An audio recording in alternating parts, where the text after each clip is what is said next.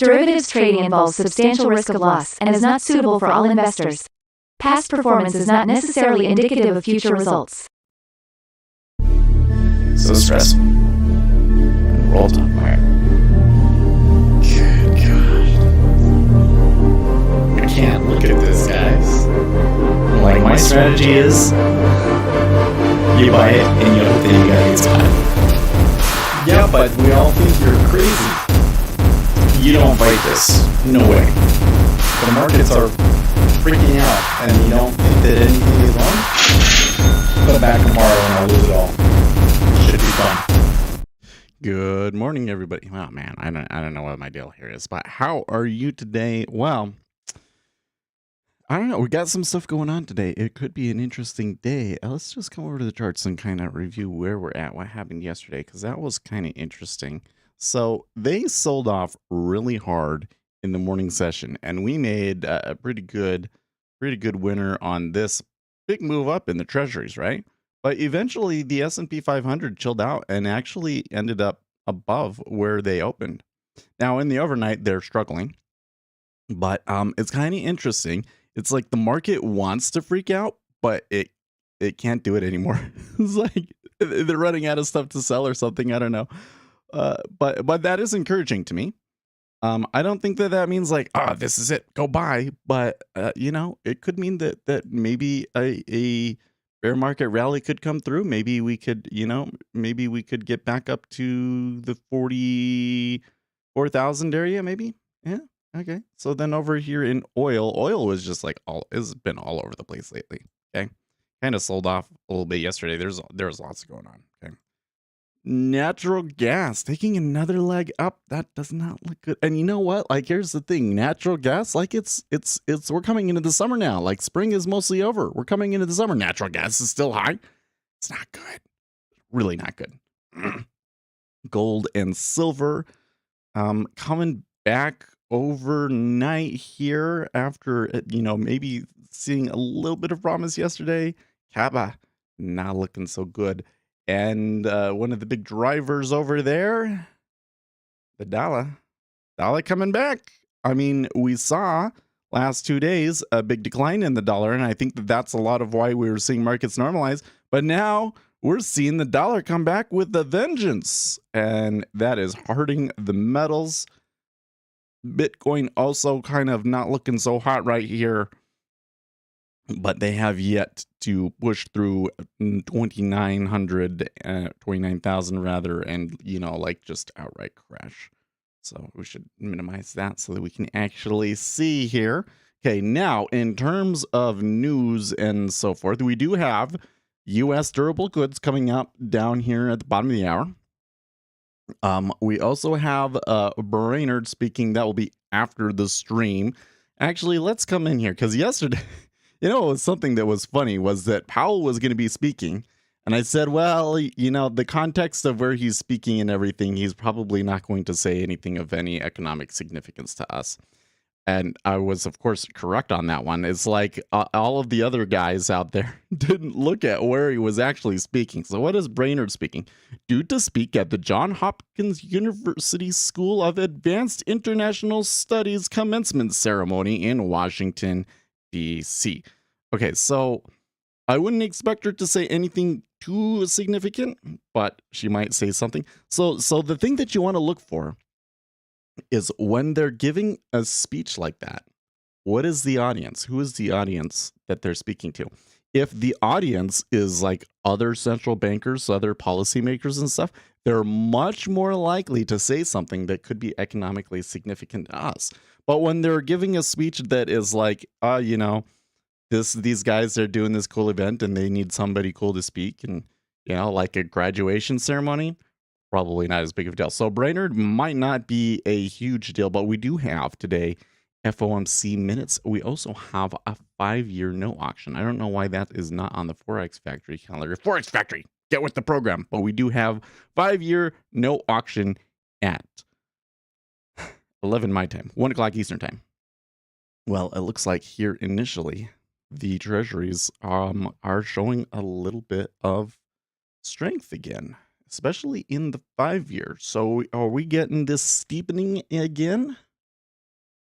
Prime Minister to hold a press conference. Okay. Sarah Huckabee Sanders is sales to Arkansas GOP governor nomination. Oh, that'll be interesting. I miss her. I thought she was so good at her job compared to so many other press secretaries. being press secretary is a thankless job. You know it is. Okay. So let's see what we got. So all right, let's make sure that financial juice is connected. Second, let's take care of my watering eyes. Good grief.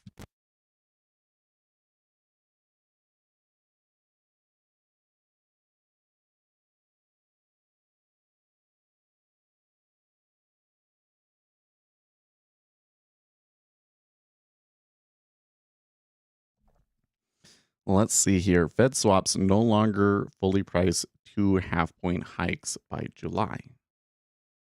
ECB's not 50 basis point hike not off the table. That was an hour ago.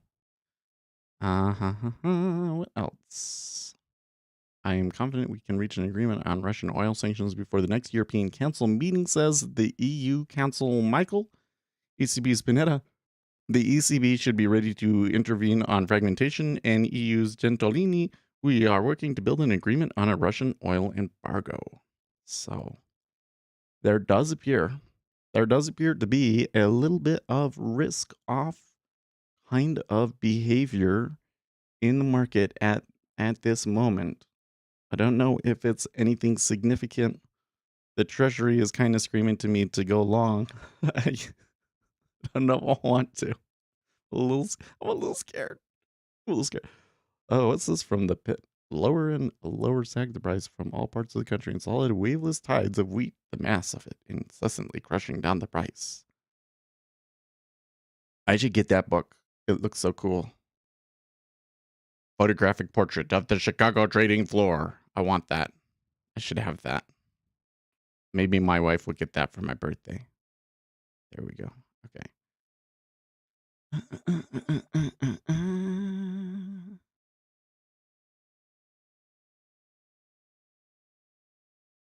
Social media stocks lost more than $135 billion in market value Tuesday after Snap's profit warning. You know what? I think that this whole Snap thing, you're ready for today's flat. There's going to be wait, how do you know, Lucas?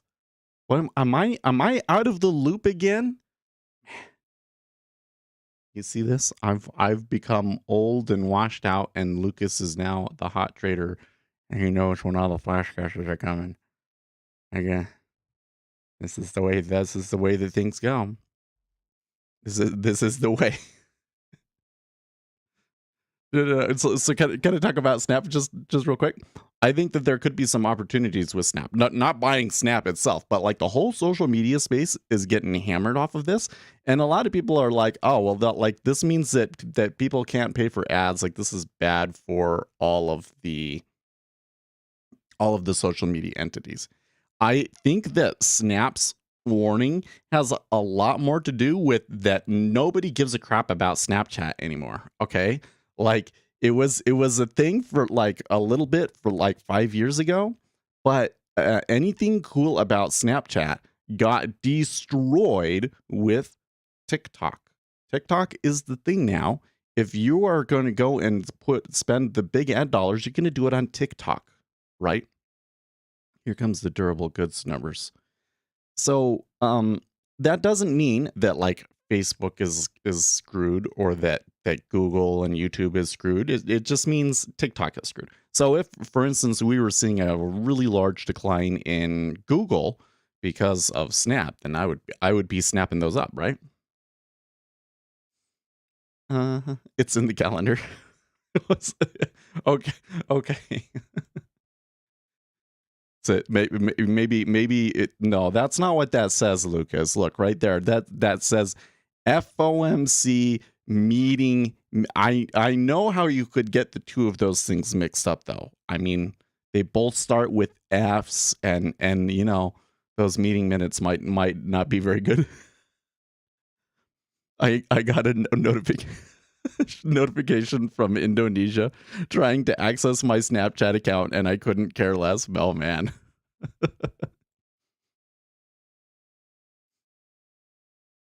Okay.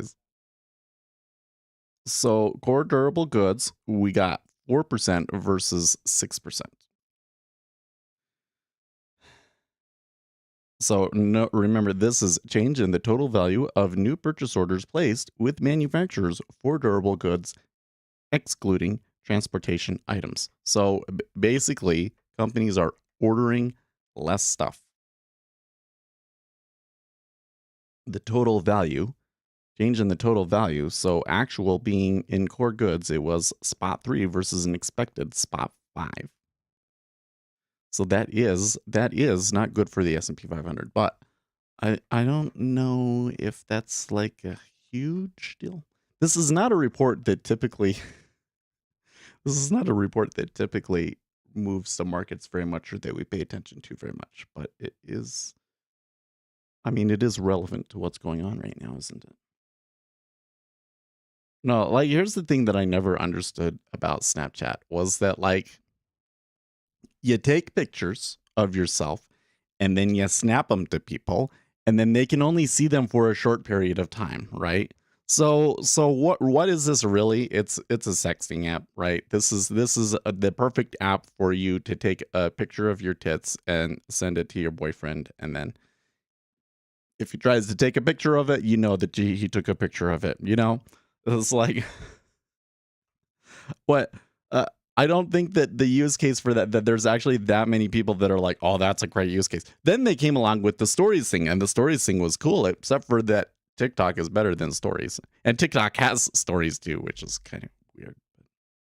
So that was a little weird how the treasuries, they pushed down really hard there at one point. Like they came back so quickly back to, oh, where was it? It was about 20. Yeah, they came back to 20, but then after this news, they're shooting up. So, I wasn't going to take a trade off of that news or anything, but I suppose we could still try and buy the treasuries, although the liquidity in the micros is not so encouraging.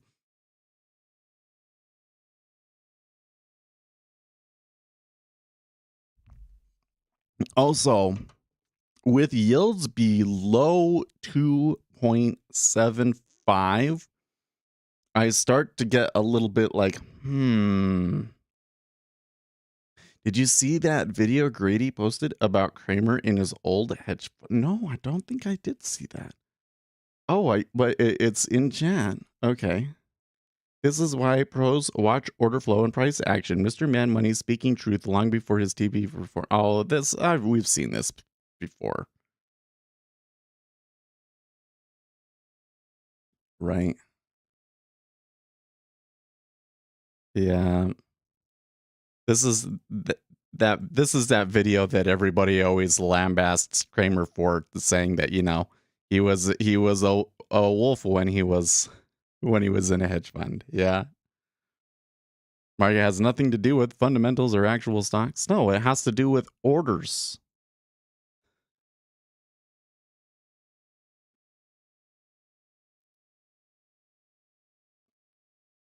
Man, I've got a blemish on my head that's pretty nasty in the camera.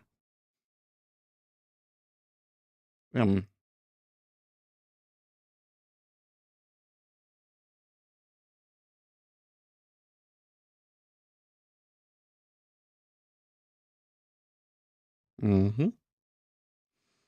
But it's a fun game.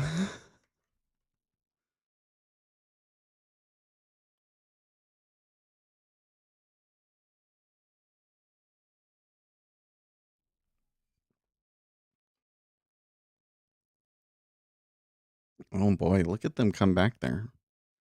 They really came back there. Although, that's interesting because the micros didn't really come back. You'd think that the micros would come back more than that. Well, anyways, like, what moves markets, guys? Orders move markets. What drives orders? Well, there's a bunch of different things. changing expectations about future future expected order flow or future expected fundamentals that can induce people to trade, right? But like Kramer was saying, you could trade just because you want to move it, and you're doing that to kind of work out some other larger trade, right? So when we're seeing a move here, we kind of have to ask ourselves what is moving it, and we might not always know, but it's always a good exercise to try and figure it out, right? And maybe you don't know at the time, but maybe after the fact you figure it out, or they tell you a few days later. There's a report that some fund or whatever was moving it. I think that one of the things that's nice about treasuries is that generally speaking, you can figure out what caused the moves um, after the fact, and so you start to get a pretty good idea of what's moving things and when are the situations when I can predict the orders and when are the situations I cannot. Because that's really ultimately the hardest thing, is knowing when to trade, right? But I think that what most people do is they just kind of try and find these patterns and hope that the probabilities work out in their favor. And the market there's just so much noise and randomness in the market that I don't think that is likely to work out for you. It doesn't work out for most retail traders, right? That's why I think that what you got to do is you've got to filter out the noise by knowing what's going on, right? You need to see the things that are driving orders, and then you've got to find situations where you can accurately predict what those changes are going to be. So today we've got a FOMC meeting minutes. That's like the big driver for us today, right? It's also Wednesday. A lot of money gets put to work on Wednesdays, so we might see markets move. We might see the stock market move well today. We did get that durable goods orders. That's going to move some orders, although I think that the people that really wanted to make decisions based off of that probably have done so. We're kind of seeing the mean reversion period of this trade. So do I have something that very accurately tells me that I want to go a certain direction?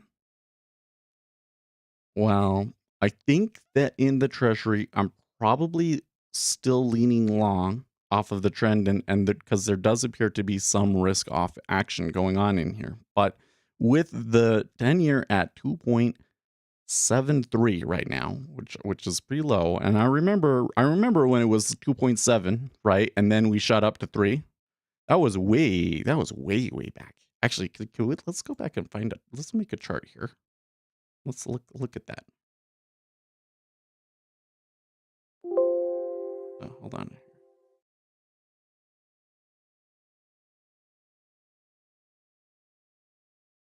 Hold on here. Okay. When was the last time that we were at 2.7?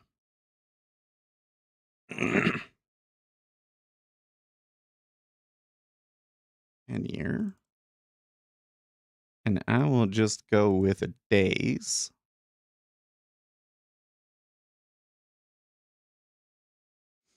Okay. So that's about right. It was way back in April. So now I need to add on the ZN to kind of remember here. Okay.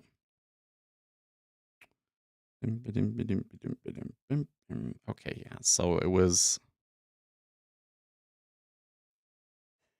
I remember there was this big move at the beginning of the year, and then it kind of came back, and then I have it listed on my chart here. I think ZN. Where was it? What was it? Yes, there was a non-farms. Okay, so there was a non-farms here, March, and then like CPI and everything, and that's when things really started to get aggressive. Okay. And it was, then we got to 2.7 somewhere around here. right? And so we're kind of middling around in here. Okay. So this could reverse, but in order for us to expect this to reverse, we've got to be thinking there's a recession coming, right? So yesterday, when it was like when the really clear risk off, oh, this is scary sentiment came into the S&P 500, like it totally made sense to go long. Today, does it make as much sense to go long? I'm not so sure because, I think that there might be some money put to work in the market here. I mean, yesterday's action wasn't too bad. I don't think that the news and everything that we got overnight is so awful. I think that probably if anybody was planning on putting a lot of money to work in the market today, that's not going to change their plans. So I don't know if it's just a straight buy here in the treasury. I think that I'm going to have to start to see some order flow in the 10-year that is much more consistent, tells me that there really is some sort of significant meta order coming through here. And for them to have shot up there on that news, they come collapsed so far. That is not really the kind of action that I want to be involved in. So I may just sit on my hands today, right? Because again, like trade selection is the most important thing. I'm not as yesterday was a little tepid. Like for me to have gotten a $50 trade off of what we got yesterday was a little tepid. But the order flow was looking a lot better yesterday, right? Today, order flow not so certain. And maybe we see the treasuries come down a little bit. I think that we could see that. I think that we could see the treasuries sell here, and we may be starting to see the first signs of that. So we kind of would want to let that establish itself a little bit better if we're going to go long rates here.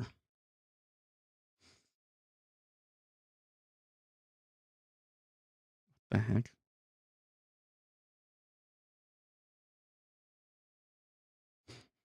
Sometimes I'll add people into my lists on Twitter, and then you get these people that just tweet like way too much.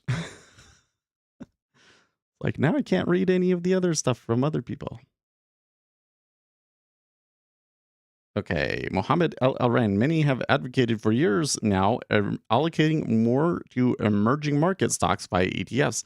I've cautioned that fundamentals, policies, and technicals do not favor this even at lower prices. The time will come, but not yet. Better emerging market opportunities via selective bonds and private credit. I like that thinking, but I don't know what kind of a return are you going to get on bonds though. It's kind of okay. Mm-mm-mm-mm. Crypto billionaire says he could spend a record-breaking $1 billion in 2024 election. Says Sam Bankman-Fried. Yeah, and Bitfinex is like, I don't know if you want to accept campaign contributions from him. He probably has a good point.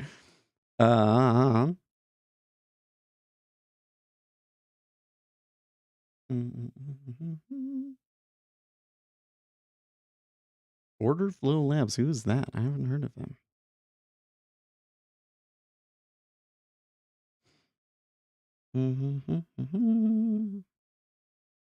That's weird. So I see this tweet from Anthony Crudelli. It says trading the indexes using order flow. When is that? May 25th. So that's today. But all of the people that he's invited on are people I've never heard of before. So I find it a little odd that we got our top order flow people are people I've never heard of before. I find that a little weird, but I don't know everybody. Anthony definitely knows more people than me, and I think that he's a solid guy, so it's probably worth tuning in for.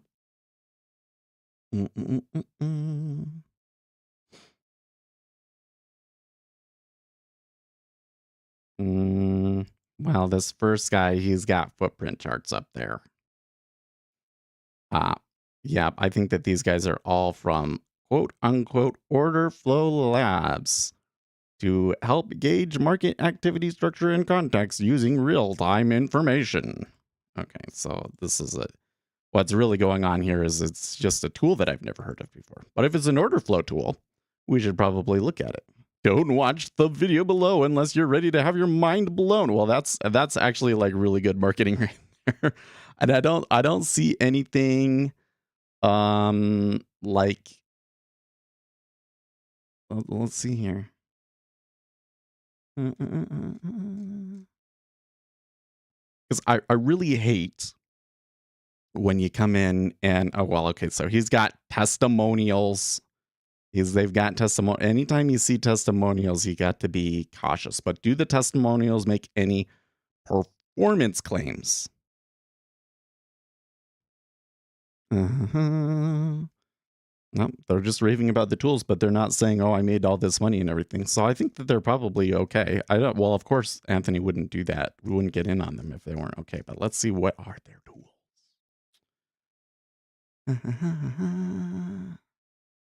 Inventory analysis. Oh, do they have? Is it the same thing as the?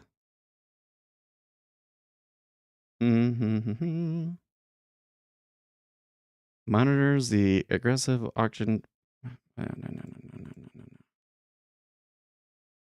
Oh, they've got a stupid. Oh, this is so funny. Any idea why the bonds sold off after that push up? I'm not entirely sure. That move kind of made me be like, okay, hold up. So one thing, FTH, that I do think we need to know is that around 2.7 was kind of a significant price area before we had this move up to 3%, right? And so, this could be a place where we see sellers come in, right?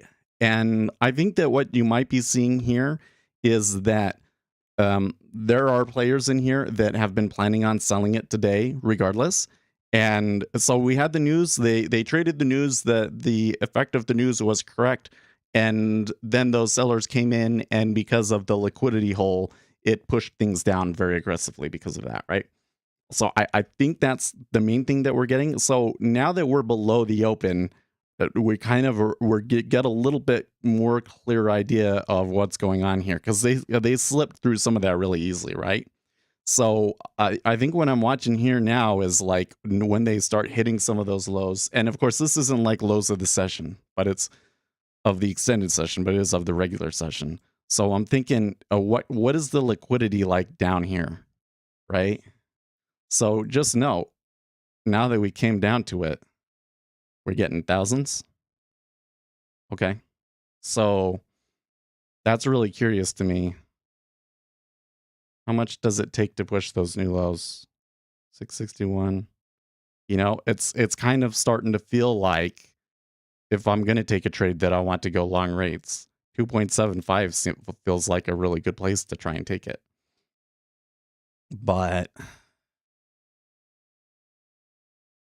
I don't know. Do we think that the S&P 500 is going to be risk on today? I kind of do. I'm not super confident about it, but I'm kind of leaning towards long on the S&P 500. How about, for the fun of it, we will take some orders up in here in the ES to kind of keep track of that. Okay, cool. And then we get 29 here. So we'll see. Anyways, we were investigating this a vendor that I've never heard of before, and they have all of these studies, but it's on a carousel that changes automatically. So I couldn't read. I couldn't read what the market efficiency, better delta dominance detector. Well, see, it just changed. Rotation calculator, exhaustion, absorption, job bench. An imbalance in price movement, velocity, and duration, allowing the user to gauge changes in tempo and participant activity. See, stop that. Job pivot is an A volume profile analysis that allows the user to gauge directional bias with price targets. It provides an equilibrium between buyers and sellers for the purpose of identifying control of the session's auction.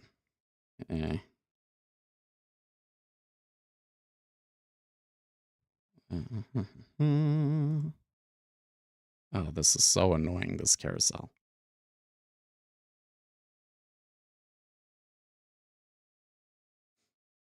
That's not the one that I was trying to read, though, was it? Oh, that's so annoying. Market generated information.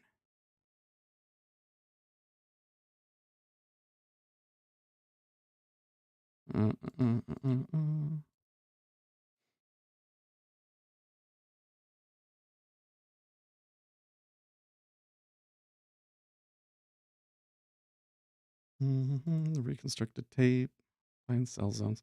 They had a study when I was on here on their homepage.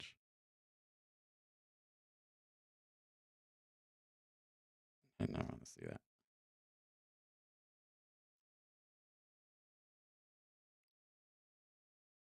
Job pivot, inventory analysis for buy sell control with target range extension. Well, that's kind of weird because it sounds like my inventory analysis, but it's not. In fact, it's kind of looking to me like it's kind of your standard. Well, maybe not your standard, but it is like some order flow tools, but they are giving them fancy names so that you don't really know what they're doing. You know what I mean? When they call them studies, I thought, oh, are you going to have like information about how it works? No, they're just testimonials. So there's no way for me to know like if there's anything. Oh, okay. Yeah, that's interesting. Oh, so there are ones that they don't have on their Delta Towers and reconstructed tape. I don't know why you wouldn't do that. Beta studies. Why did they call them those? Why do they call them beta studies? Oh, because these aren't order flow ones, ATR ranges. See, like, why wouldn't you include that for NinjaTrader? That's silly. That's silly. Oh, they have a YouTube channel. How many people do they have? Oh, okay, they're not too bad. They have 1,000 people. Oh, and they have a live stream every day. Yeah. Dun, dun, dun, dun, dun, dun. Doesn't really give me any kind of evidence to let me know if there's any worth to it. So, I don't know.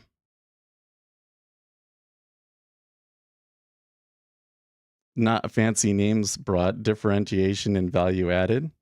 But that's the thing is that if I don't know exactly what it's doing, how am I able to determine if there's actually value being added, right?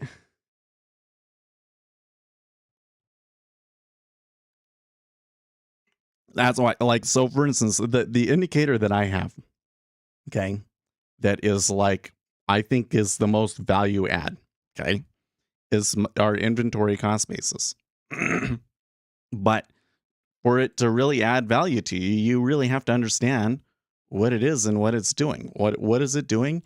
It's tracking the average position of market makers. So what you're seeing right here is price is going against these guys. So if you were a market maker and you were making the market with all shorts, that you were only limit buying, okay, and you were the only person doing that. Okay, so you're responsible for all the limit buys. What's your average position? That's basically what it's telling you, right? And then it says, how far does it have to go before you're losing money? Because you can, you take orders there, it comes down here, and then as it comes back up, you take profits, right? And if you take immediate profits, you're going to make some money, right? But how much money is that? Well, that's what this tells you.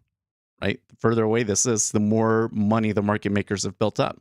So you kind of know if you're pushing these levels, the dotted lines, you know that like market makers are having a bad time, right? Whereas if we're just meandering between these two lines, market makers love that, right? That's what it tells you, right? The issue that I have with marketing that is like, how do you tell people that? Especially when the name is not, I didn't give it a fancy, cool name. Uh, I don't know. So vendors is such an interesting thing, right? Because it's not like you can't provide indicators that don't add value. I mean, I think that the indicators that I have tell you a lot of things that you can't see otherwise. But I am trying to tell you like exactly what it's doing, But something that I've seen with a lot of the fishiest guys, I tell you what, man, there are some guys out there that their systems are just super fishy, and uh, what they're always doing is like they're taking common indicators that if I told you their names, you would know exactly what I'm talking about, and you're probably already using them. But what they'll do is they'll draw it differently and they'll give it a different name so that you don't actually know what it is. I've seen that a lot. And then that kind of allows them to, it helps them sell. You know what I mean? So when I see that, everything else in about that vendor seems in line, but you'd have to go through their education to see what it actually is. And then even then, can you prove that it actually provides an edge? I don't know. Did you do? I have a video where I go through all of the indicators quite in depth. I go through them quite in depth. But the ones that are I think the most useful, I think that you guys should know exactly what they're doing, right? Spreads. Okay. It shows you what the 10-year spread or whatever the spread that you choose is, and I have a couple of extra little features in there that auto roll over based on what the chart is for you, and I've also have some changes that will make it so that when it's live, it will show you what the actual spread was live rather than trying to reconstruct it from the candles, which has some issues. So get that. And dollar index, because synthetic dollar index, so we're just calculating the dollar index from the Forex futures, rather than paying $100 for ICE data, right? Those are simple things, right? I saw someone selling the good old RSI as a time series adjusted price and momentum analyzer. Right. Okay, well, you know what? I was seeing that selling action, right? And was thinking, okay, there's some strong sellers coming in today. They came to they pushed through the bottom end of the range, and now they've backed off back to 20. So if we really if we wanted to go long or short, we could probably do so here at 2.735. But since I don't have something that's really clear to me as like this is the direction that we're likely to be going today, I still don't think that I have a trade. I don't think I can pick. Although I probably am leaning on going short in the treasury at this point. Do you ever watch the footprint charts or just the DOM? Well, so footprint charts are really cool. Don't get me wrong, okay? But the footprint chart is just the history, right? So you let me just come back for a little second, because I think to answer that question, I kind of have to give you an idea of the greater philosophy here. My opinion is past market data does not effectively predict future market data. There could be some isolated situations where you can do it, but there is so much noise that you're never going to, you have to be able to filter that data out to be able to tell with those situations when that data could potentially predict future data. And that's often like you have another piece of information about the market that isn't market data to help you, right? So for instance, today we know that there is a FOMC meetings minutes. Okay. So a lot of the trade that we might see here today is going to be related to that. Because if I'm a big buyer or seller of treasuries, I don't think that right before the meeting's minutes is the time for me to start gathering up inventory for some big trade that I've made, right? Unless that trade is about the meeting minutes, right? So that's kind of like at that end, there's 5-year note supply too. That's another factor here. So I already kind of know, oh, I got to be a little bit careful about some of these moves, because some of these moves looked like they were really aggressive, and then what? They came back. This one that was down, it came back, right? Well, I know what kind of order flow to expect to some extent, because I have a piece of outside information, which is what? There's going to be FOMC meeting minutes today, right? So the footprint chart is a very useful tool because it can show you what happened on a higher time frame really effectively, right? Like, it's really what it's doing is it's showing me what I'm seeing here on the DOM, but it's showing me a summary of it on 30-minute intervals. Okay, so is that useful? Yes. Is it useful because it lets me know why it moved, why it did what it did. Okay, like, let's pull one up and explain what we just saw today in this move. We'll do ZN, and we'll do not type, volumetric bars. I need to breathe here for a little bit. I'm going to do 10-minute period bars.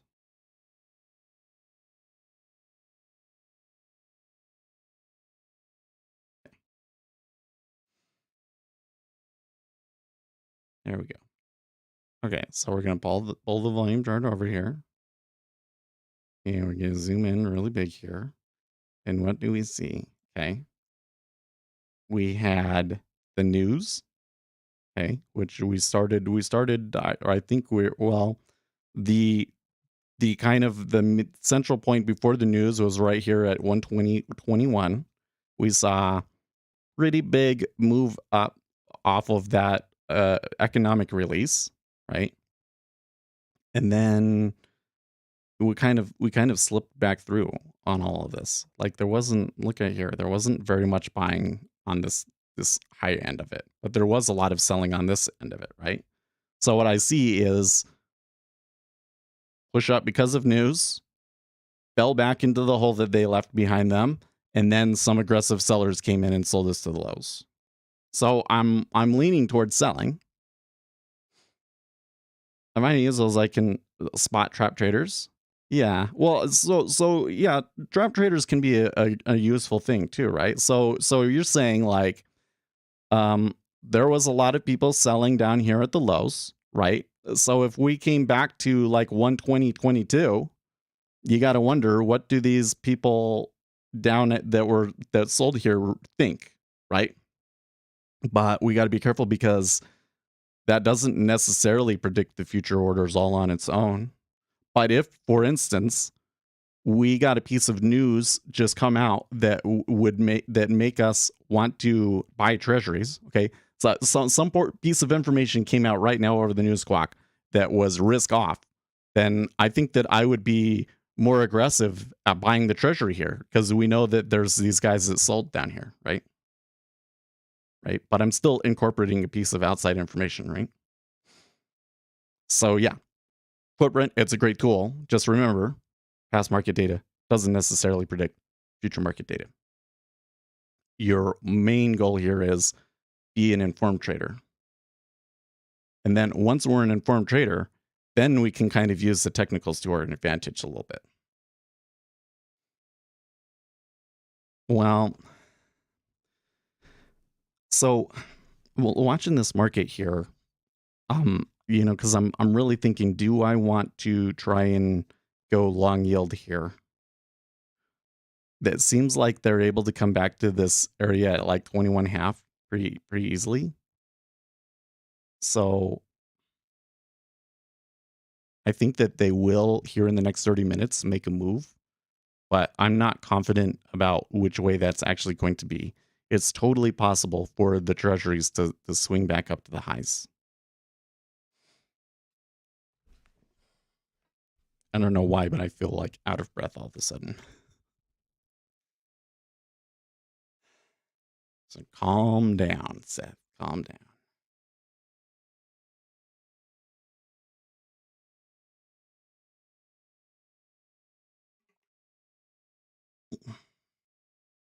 I guess another thing that I would say, though, is that I really don't think, especially in the treasury market, I really don't think that anything can be a substitute for just watching the DOM.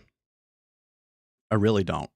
I think that watching like every price as it gets lifted, there's things that you can read from that charts just aren't effective at showing.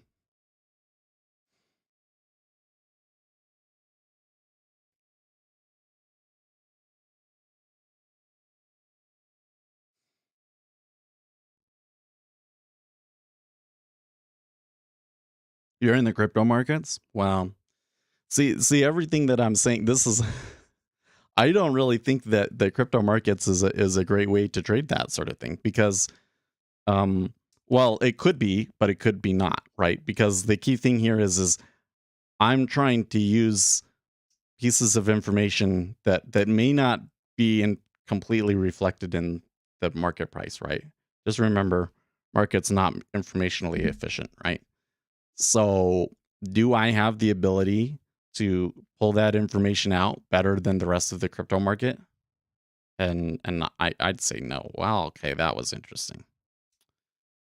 You can have Bitcoin can just have this insane sweep move against you out of nowhere for no apparent reason. And you get that in any market, of course, but the amount that you're going to lose in Bitcoin from that is just insane, right?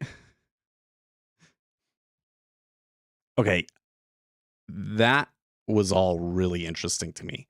So there was a quite a bit of volume both directions in the 1919 half area. Now I remember seeing kind of a little bit of this. What was it? 2 days ago? I don't know, but um the context of that is all very interesting. So if we start to get a really solid downtrend, then I think I might try and go along with it. But at the moment, that's kind of a sign for me that I might not want to touch it. So I don't read that kind of action as like stirring the pot because there was flow both ways. That kind of seems like there's two guys fighting here, and they both decided that they were willing to take orders in that 19 area. So action like that is more likely to create a liquidity hole and constrain price in the 19 area. So that's where it's like if the sellers do take control and really move it, then I might buy into it. But well, actually, it looks like they're already kind of pushing it, aren't they? I'm not a huge fan of the liquidity here. Let's just I'm gonna put a little feeler out here to see what they do.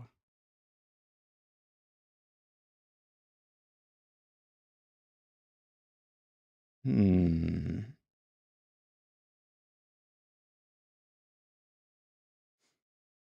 So the micros did kind of so somebody decided to offer out at 2.7 for somebody 7 and somebody immediately hit into them. And the spread did come in a little bit.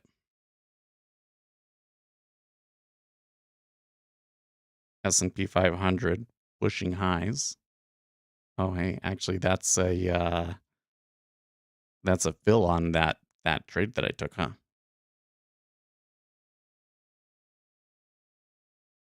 Now the spread has completely come in. It's curious that there's all these guys selling up in here.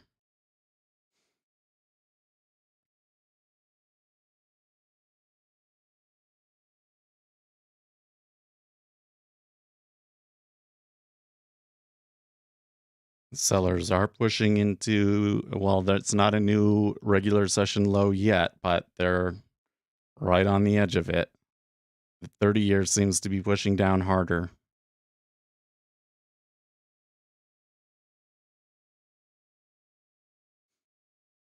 A little bit of a pause there.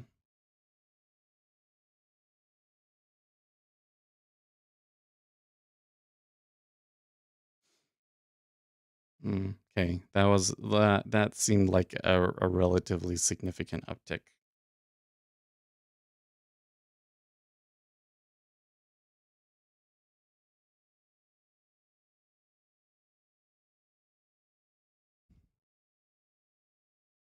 I think if I had had my original limit order out there, that I probably would have gotten filled on right there.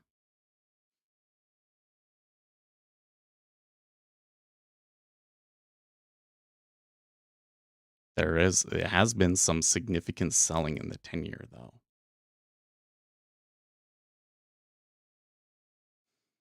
It looks to me like there is some steady selling coming into the market, but um, there's kind of been some choppiness, and the order book has been relatively light, and there's a hole around 19, and so you're kind of getting this, it spikes back up really quickly.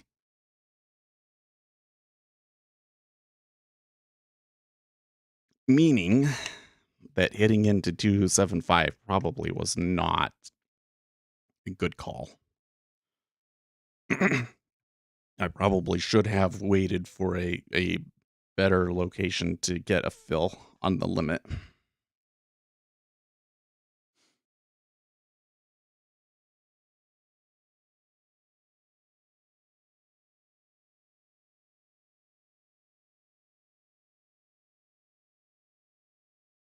Crypto firm Ripple will explore an IPO after their SEC lawsuit ends. Okay, that would be interesting.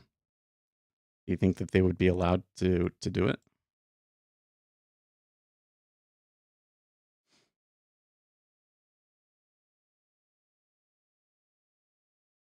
Hmm. So you see that 2 ticks up, 0 volume. I am seeing some movement in the 6J. Oh, that was an awful trade, guys.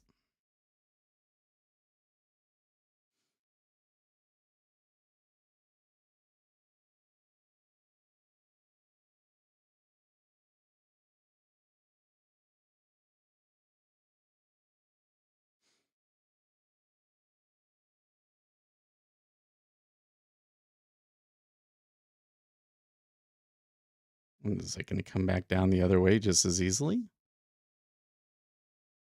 I don't know. I don't know. So part of what's going on here is that the S&P 500 has been on a slight uptrend, but it's really zigzaggy too.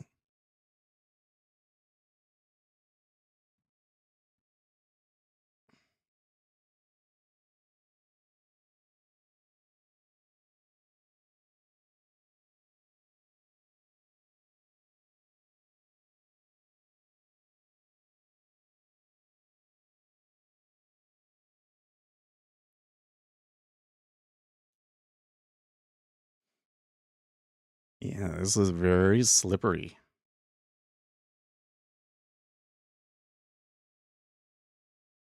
Isn't the whole case against them one of an unauthorized security offering? Yeah, it kind of is. I don't think I'm familiar with the rules there, but I do believe that um past action against you could prevent you from IPOing for sure.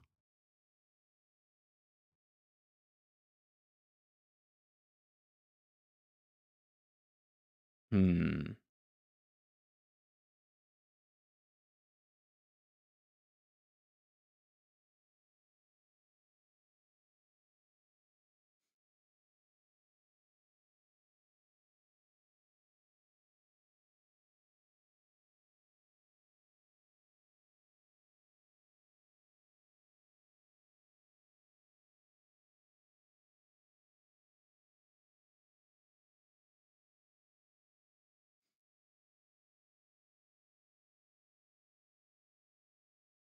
Well, after having slipped up and then slipped down and slipped back up, I'm starting to get a little bit more sign of like the oscillations are a little bit smaller and that market makers are starting to work in a little bit more on both sides. Um got 15 minutes to the open here. I don't know.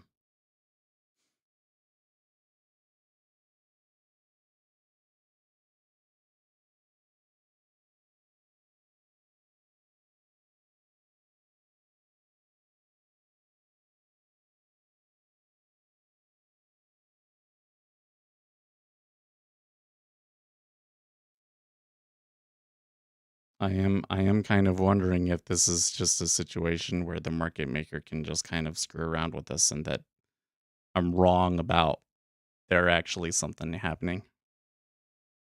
Morning Oceanic.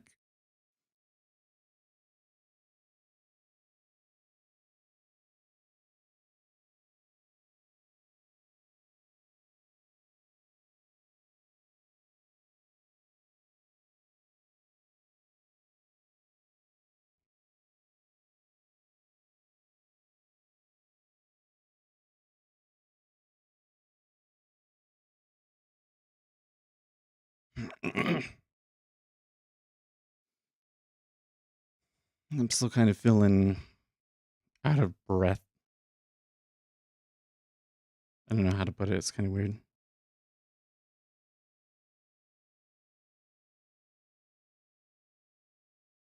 Yeah, there's an interesting conversation going on in Discord about Bill Ackman's tweets. It kind of caused waves in markets, but it's kind of interesting to me because Bill Ackman has kind of been the I don't know, the market has laughed at his expense a lot lately, so I'm not sure that I read what he's saying and want to follow his trades.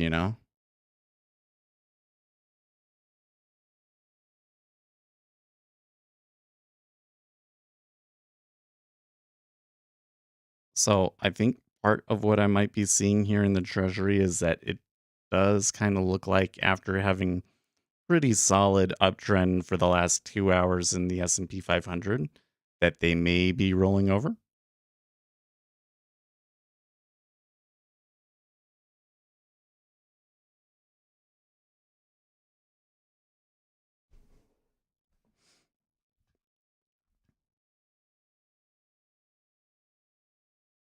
See, that's not very good.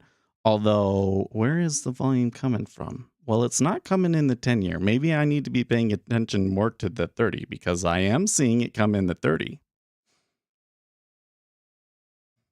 But I have to puke there. Hard puke for me. Hmm.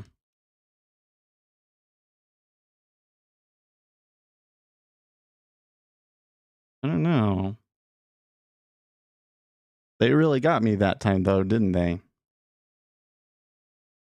Like we were definitely seeing the volume come in and now it floats up for no apparent reason.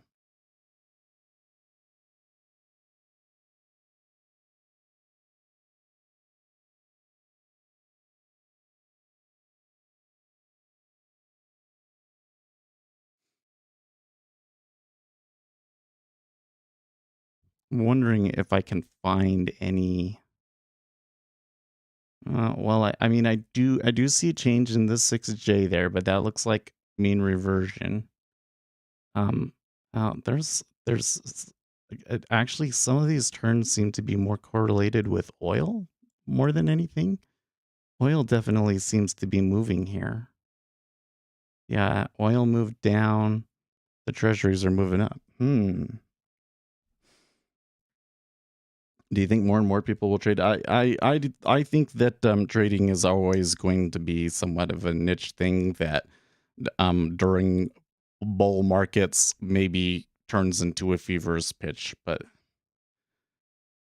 like the thing is that the amount of effort and knowledge required to really trade effectively is really quite crazy. You know, like all these people coming in and thinking over the last 2 years I'm going to come in and I'm going to learn to day trade in my spare time. And then, I'll just make money an hour or two in the morning and I'll be able to live off of that someday. It's really insane. Like they really just have no clue what's going on if they think that that's going to happen. Right. Like trading is something that to really be successful at, in my opinion, you have to like dedicate your whole life to. And even then, you might not be successful with it. So I do think that futures trading overall will start to become more popular. Well, I hard puked there, but I did the right thing. It's only getting worse. It's only getting worse here for me. Is the market, I think that the market might be anticipating some sort of risk off move again.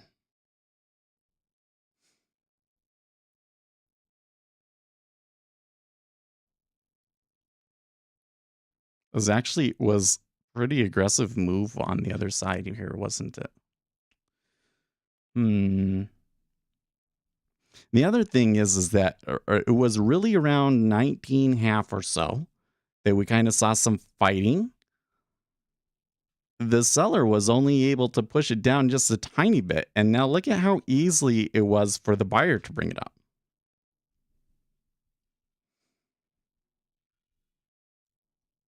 So the buyer is very much more in control of this market, although, are they going to continue to push it here is kind of is an uncertain question.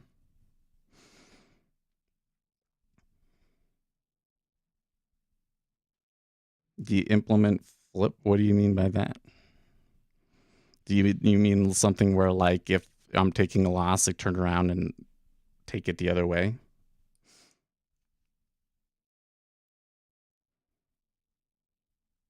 Sometimes I'll try doing that, but it usually doesn't work out for me.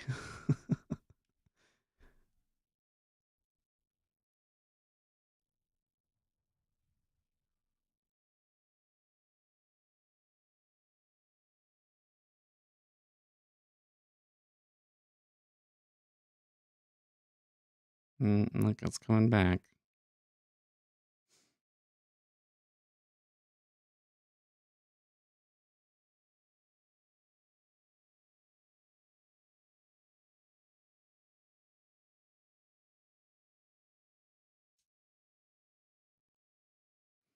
Now that move, it coming back, does not seem correlated with oil, but oil is dropping here.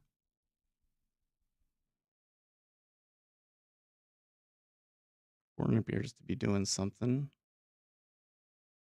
Corn is dropping.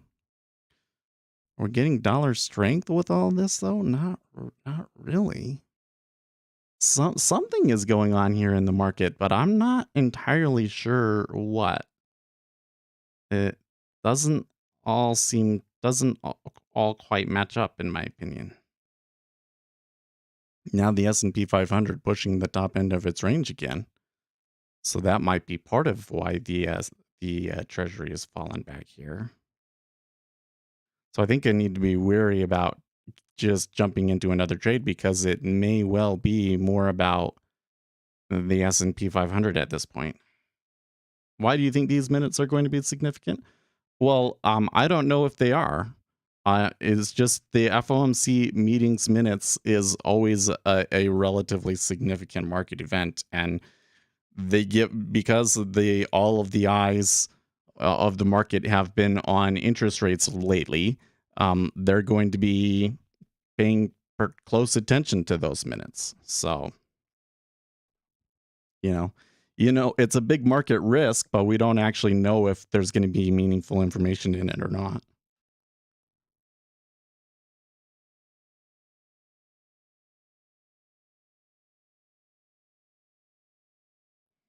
I'm still not quite sure I understand what you mean. Before you run your algo, you can pre-specify if certain logic like plus or minus will be inverted or something. Well, so all of my algorithms, I parameterize everything and run it through machine learning algorithms to test all of the different variations of it just to be sure. Do a lot of that to be sure that my understanding of what it should be is really what it is. So to be able to test that, you have to be able to back test doing the opposite. The 5-year is looking like really aggressive there.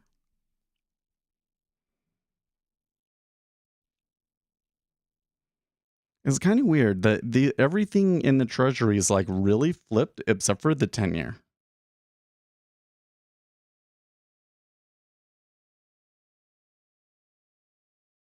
Hmm.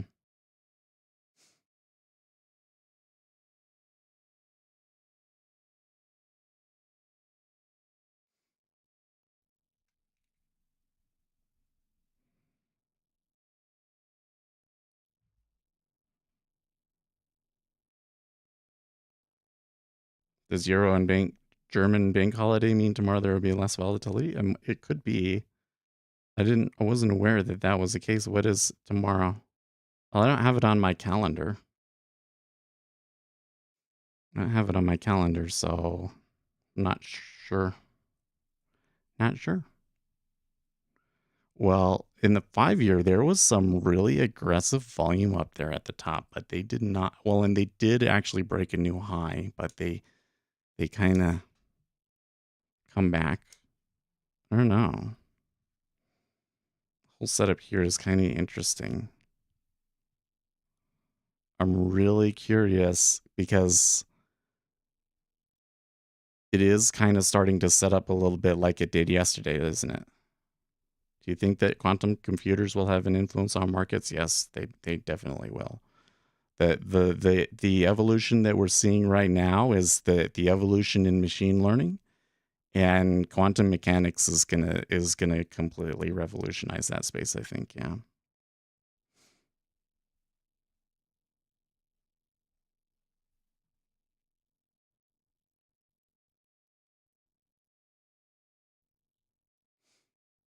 Hmm.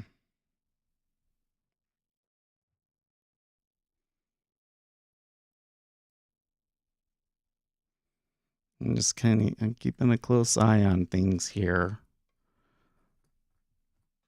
The treasuries kind of seem to be screaming higher to me, but every time that they've done something like this today, they flipped around at that spot. So I don't know.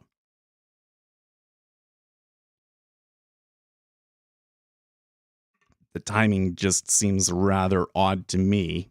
Treasury screaming higher just a few minutes before the S&P 500 opens up.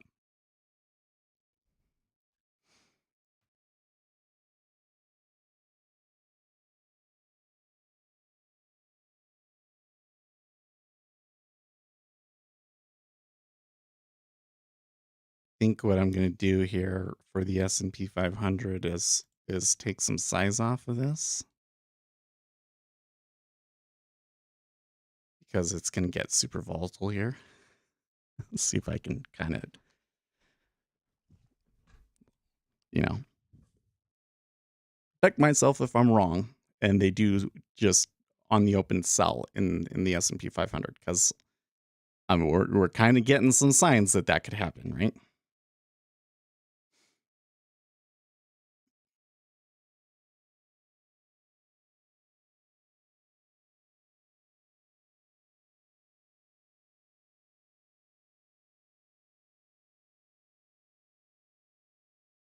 Yeah, like the 5-year is pushing up so aggressively here, and the 30-year is lagging behind massively. Like the spreads are uh, really being strained here.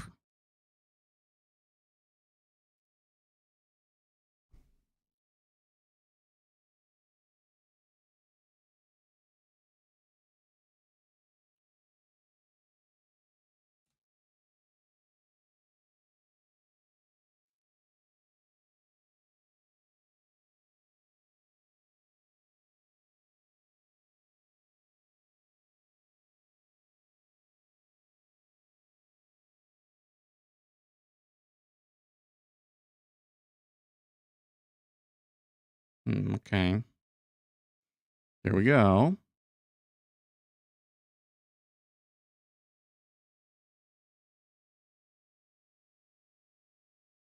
Okay. So it's not clear yet, but so far the volume seems to be coming in long in the S&P 500 and getting some pushback. Treasuries do seem to be reacting to what the S&P 500 is doing. Gonna recenter here.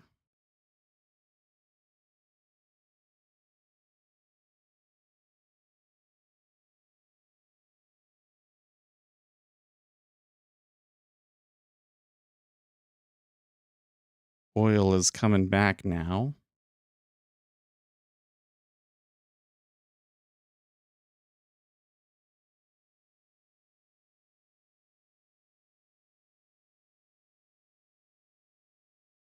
Hmm.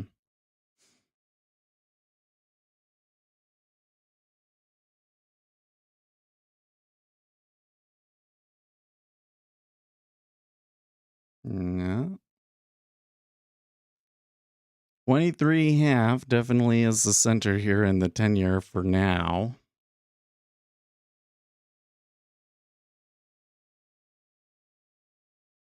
The S&P 500 pricing 39.30, but the volume being a net sell so far, actually.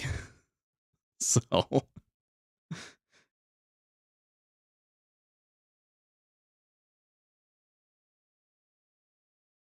and there's the 5-year just sweeping back up to the highs very, very easily and quickly.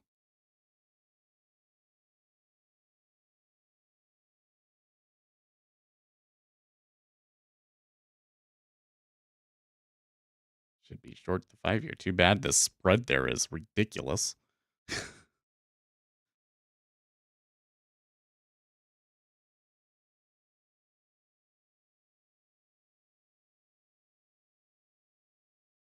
Hmm. Yeah, it went up there, but then they come back into the hole very easily. S&P 500 continues to press the upside despite the volume still being a sell.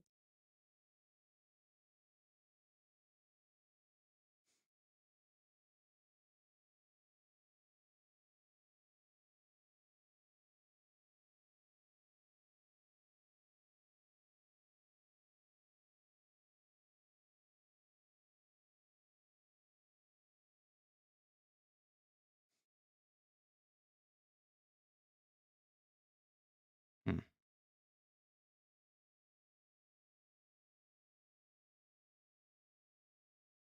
Yeah, and in fact, this is a really one of the more extreme spreads I've ever seen because the 5-year is is up at its highs, close to its highs, and the 30-year is close to its lows. So that is really some of the strongest spreads I think I've ever seen.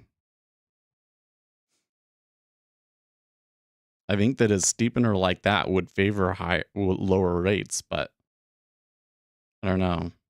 The S&P 500, it's interesting that on the open, the treasuries seem to be reacting to it.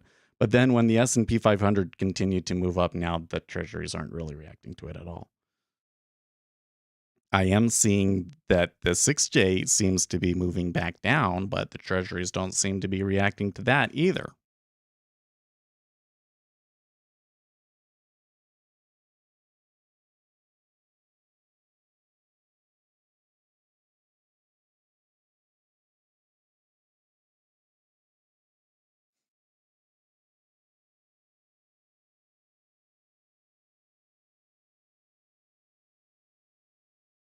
Hmm.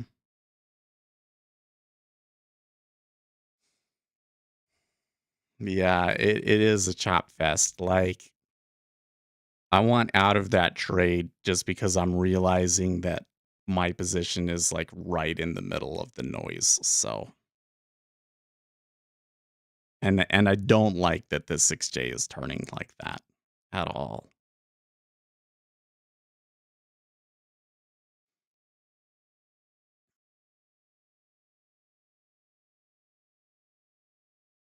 The S&P 500 is looking great though, right?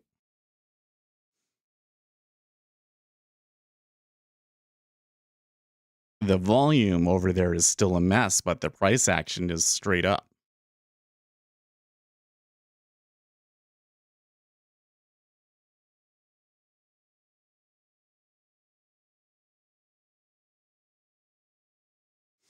I'm starting to feel bad about the first losing $20 on the first trade. I let that run way too much and was super flat-footed.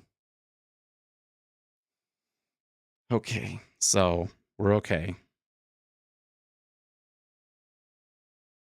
Let's just kind of let this do its thing for a bit.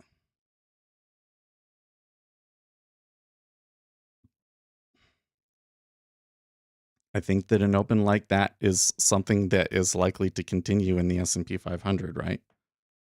I'm a little weirded out that that doesn't seem to be a reason for rates to increase. So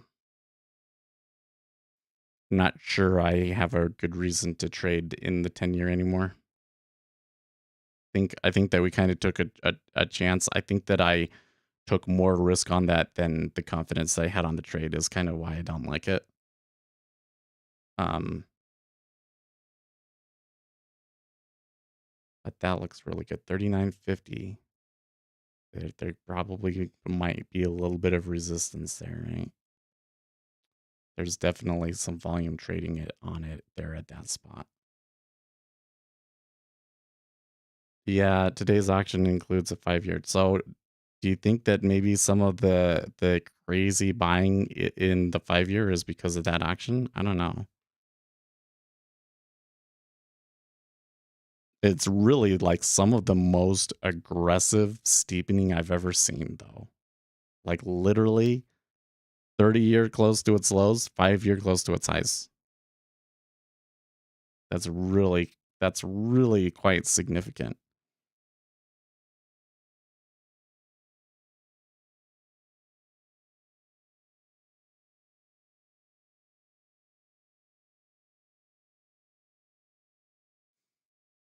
Well, they're back if I wanted to stick with my original trade.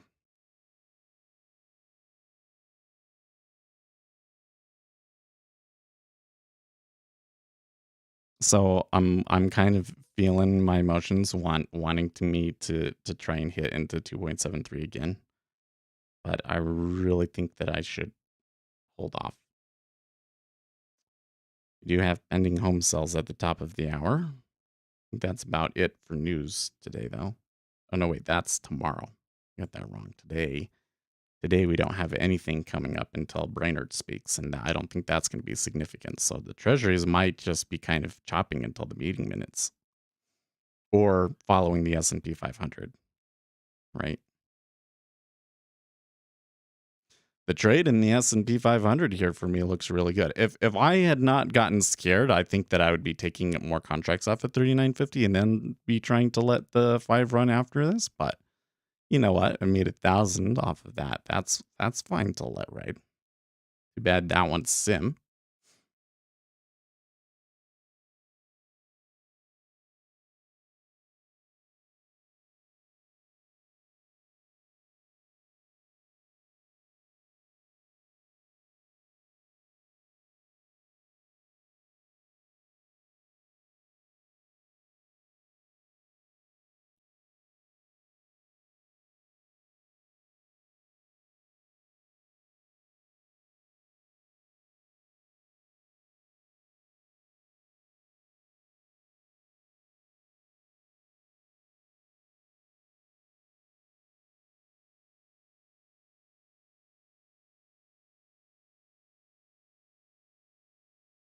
So now we're starting to see them move here.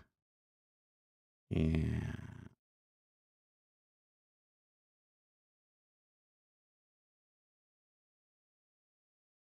Yeah, was it 1,000 on sim in ES? But I did that by trading a lot of micro contracts. So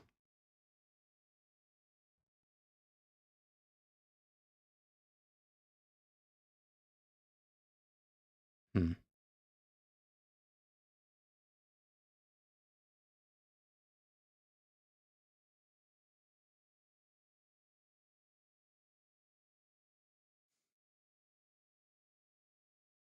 I don't know, folks. That 5 years seems to be coming back awfully hard now.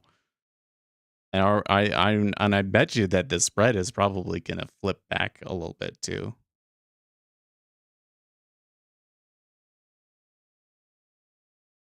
Like the 5 years pushing down harder, so they're flattening back out, essentially. Well, the base of the tape is pretty high here at this point.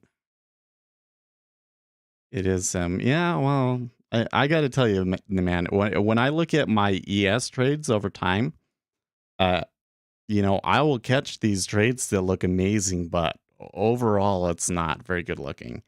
And even if over the long run it was doing well, the drawdown on it would be just, I'd need a really, really big account to really be doing what I've been doing over in the ES.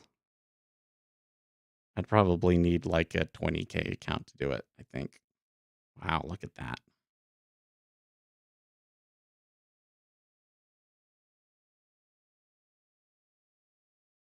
That original trade that I lost on, I could have just held it this whole time and be break even right now.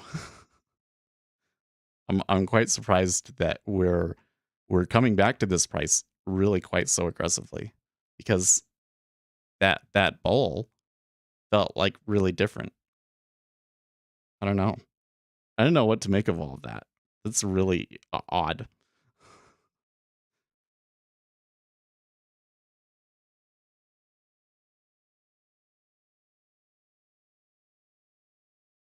And they kind of did it without. Well, actually, I take that back. I think that it may be that there was some risk off kind of behavior coming into the ES, and then when the S&P 500 decided to push back up to 3950, maybe they all puked. That might be what's going on here.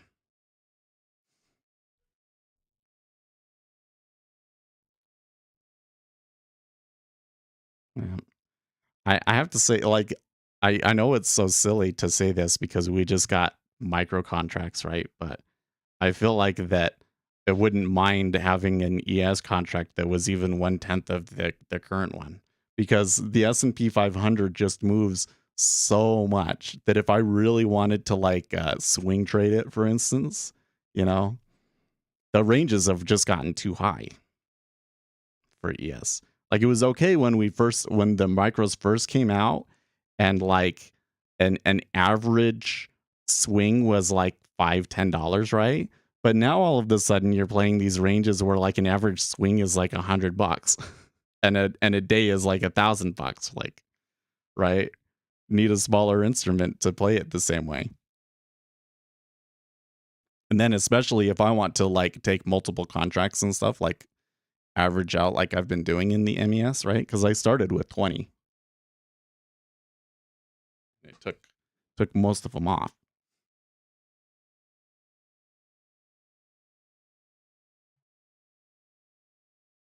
Okay, well, interestingly enough, we've come back to kind of like the area from before the where we had like the turn up, and the treasuries are not pushing down further. We sure did see some selling come through, though, didn't we? That was the most significant change that we've had in cumulative delta all morning, was that trend down in the treasuries.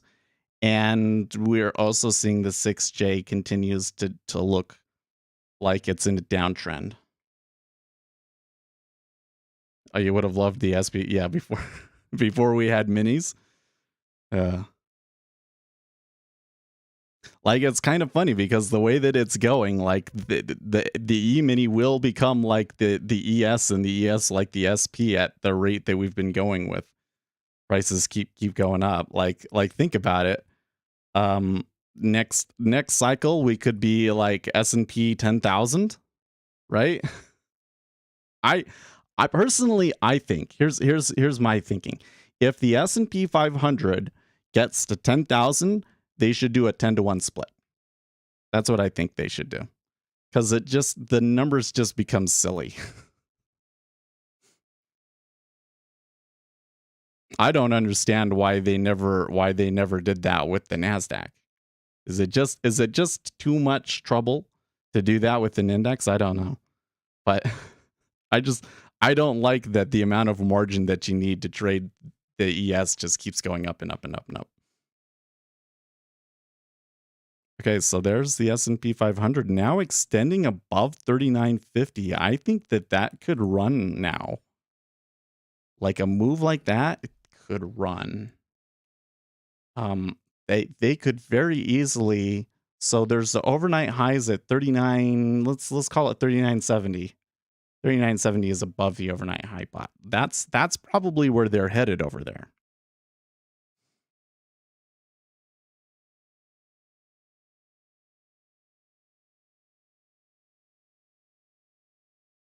Yeah, I'm seeing some more hits, and the 10-year is taking a beating here.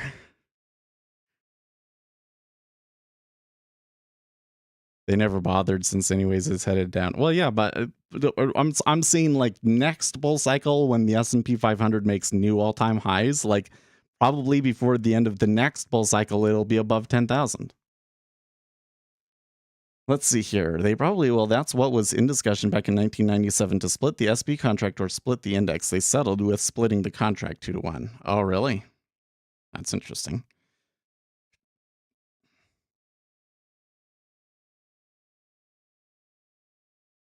But many were calling to split the index like they did with OEX. I think so. Like again with the Nasdaq, like I think that once you're in the 10,000s that it's kind of silly, right?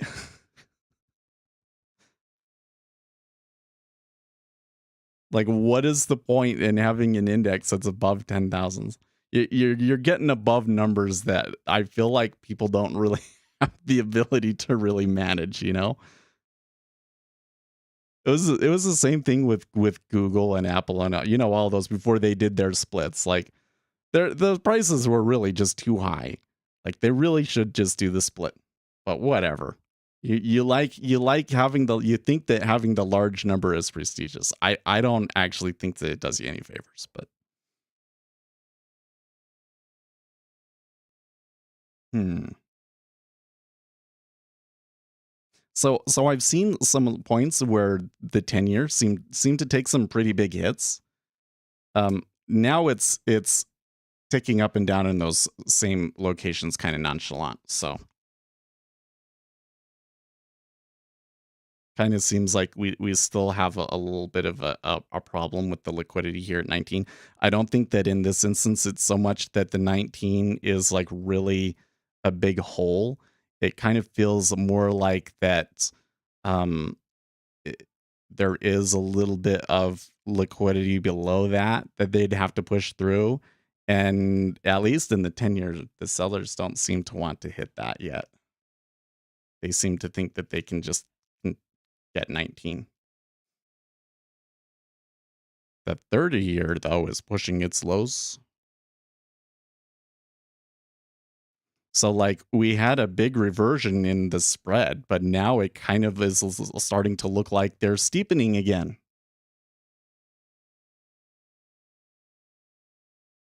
Okay, uptick there. Those are probably a significant uptick, in fact.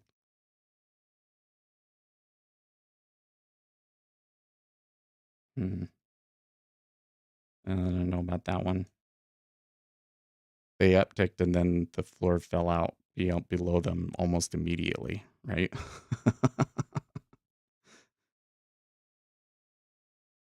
Oh, geez. And then 19 pulls too. Like, what? Any opinions? I think that it's really bad taste to be trying to jump on such an awful tragedy like that on the political bandwagon so quickly. It really bothers me that it's the blood isn't even dry and Joe Biden's tweeting about it and stuff. It's kind of like bad taste. And it's not like there's not legislation that could be done in those places. It's just that the legislation that's always proposed is never going to do anything. So I don't know. Let's see here. Same thing. They tick up 2, right? And then the floor falls out below them and they tick down 3. See that?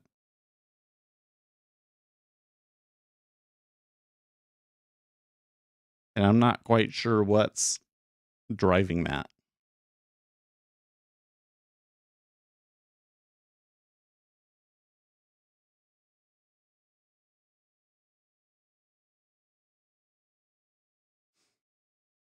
Let's see here. Until 1992 or 2, the Dow Jones Industrial Average had a policy to not include stocks whose prices were higher than 750 in the index. So, oh, really? I did not know that. Where do you guys learn this stuff? That's so interesting to me. That kind of history is the stuff that I'm really, really interested in, and I find is really difficult to find. 18. So not a new low in the 10-year yet, but maybe they're going to break here. And it looks like they could break down here. There's a new low. Okay. So I kind of have to wonder now. Certainly in the 5-year, there are some traders stuck up there at the highs. You gotta be taking like I forget which one it was, but I remember there was a shooting that made headlines, and it was another kid a couple of months ago, and they were all saying, "Oh, you see, this is why we need background checks and all that stuff." And then all of the news started coming out that like the kid had done everything by the book, and there was every reason for them to have not given him a gun, and they still did. And like the laws that were being proposed wouldn't have done a darned thing about it. So I'm all about like, hey, we can make smart legislation that might solve some problems. It's just that the legislation that I keep seeing brought up to Congress is worthless. So I don't know. And I think the reality is that the left, they kind of doing these incremental things. I think the reason why they don't actually put up a like meaningful legislation is because in reality they just want to ban guns completely. And so I think it's kind of hard for them to put them in the right mental space to actually write effective legislation on this issue, right? So if we really want something to be done about it, we've got to convince the Republicans to write some legislation about this, is what I think.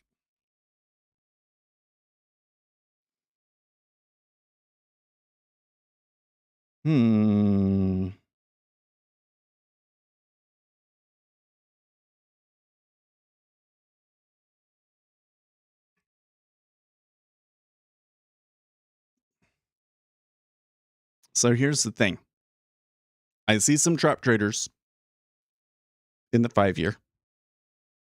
The S&P-500 looks great, but I really want to see them hold meaningfully above 3950, right? That's kind of like a key level. That was a key level last options expiration, at least, right?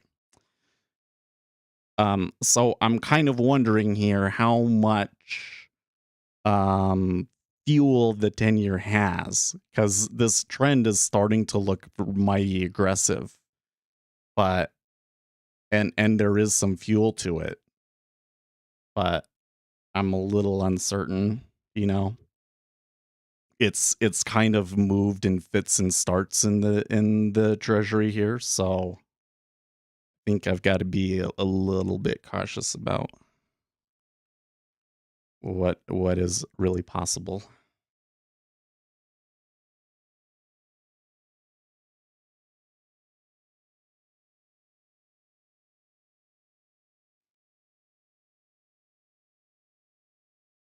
I think here is a pretty good spot to try and recenter. There is that. So there's this big order at 17, which is just the low, just kind of sitting there. So they're kind of doing that sort of thing.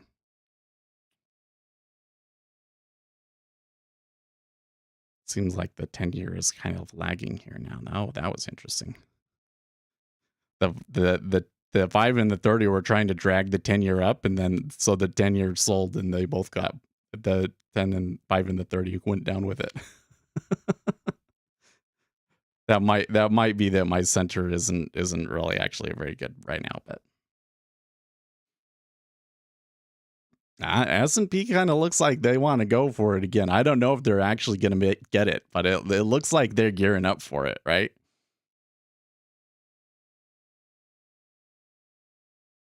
I don't know. I didn't complete my thought with the 10 years. Sometimes I'll start saying something and then I forget what I was going to say, and I BS it and say something else.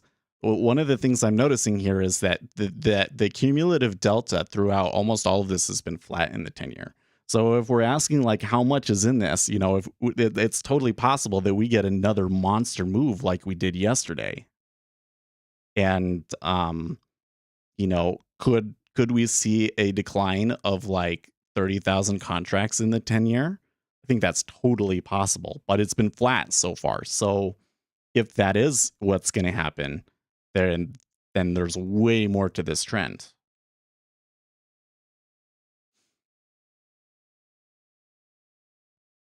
And so far it does. I think that the action that we've had so far in the 10-year does kind of seem to be in line with like maybe people were hedging themselves for a risk off move and now they're puking it because the S&P 500 is going risk on.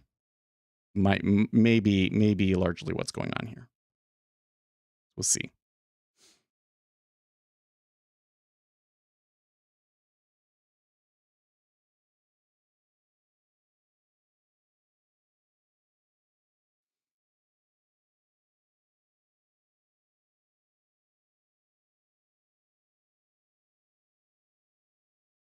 So they're back above 39.50.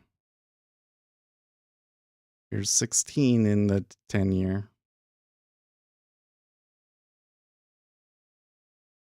It's a little weird to be revisiting these prices. Like, remember 16 was kind of like a key point from yesterday.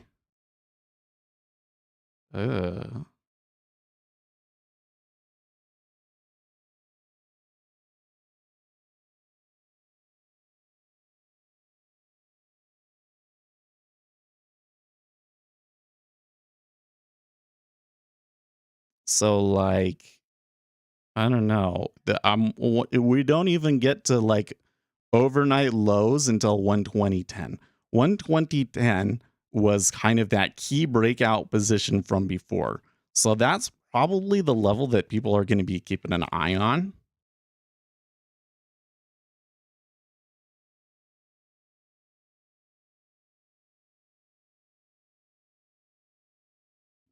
Guns are bad, but governments can't be trusted. I definitely tend to agree with that sentiment, but the issue is more complicated than that.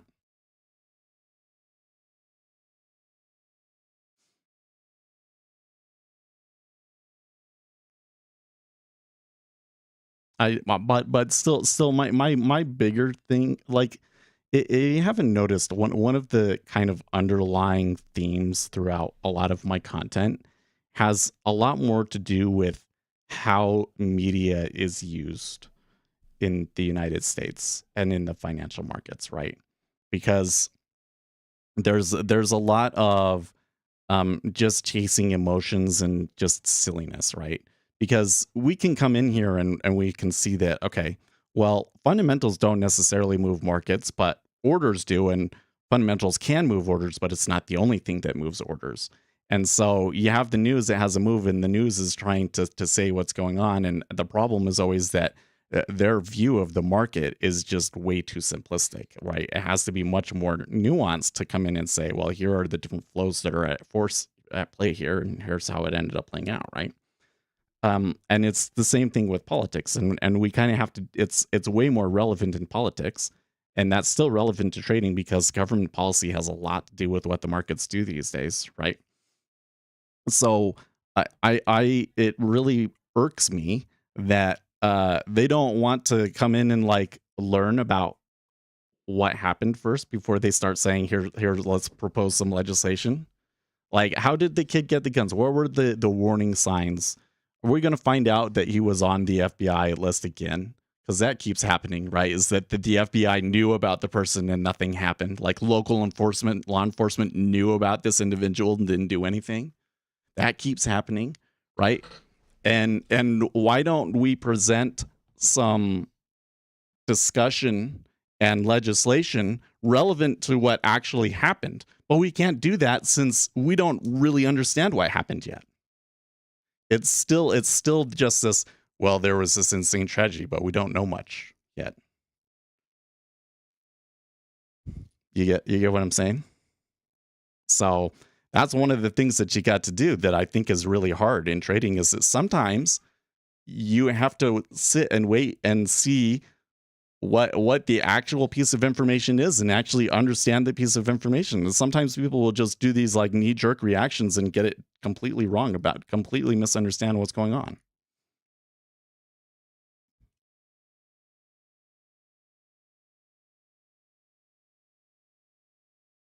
Hmm.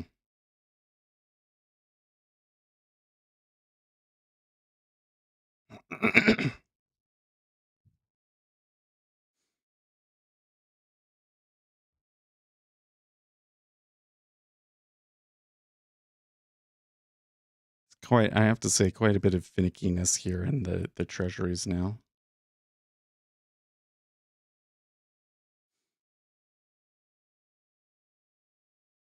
I guess it like I said, it was kind of fits and starts through most of this trend. So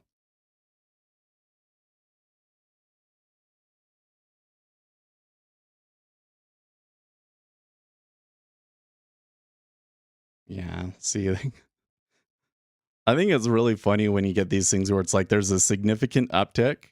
Okay, maybe they fight for the uptick again, and then it downticks, and the price previous to that just completely pulls. So that whoever the market makers were that bought that are like screwed, right? Doesn't mean that it's like it gonna push to new lows or anything like that. Like it, a lot of this just seems random, but it's just kind of funny how you'll see ticks that have to be significant to somebody, and then the next thing that happens is just seems like complete random chance, right?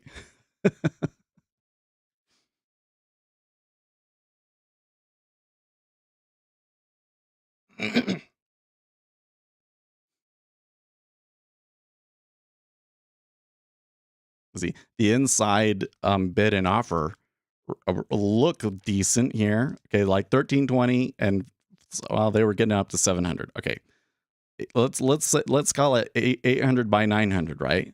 But then it only takes like 300 to tick it up, right?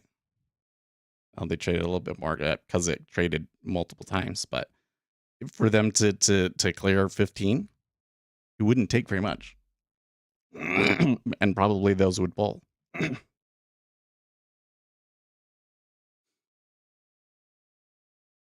Probably need to keep an eye on the 30-year here, because the 30-year seems to be the ringleader at the moment, right? See, they tick down there 21, then the 10-year ticks, so that's a little bit better of a center.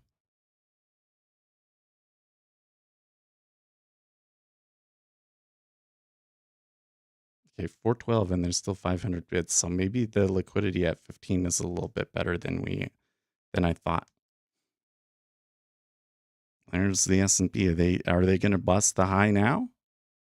That's looking mighty aggressive.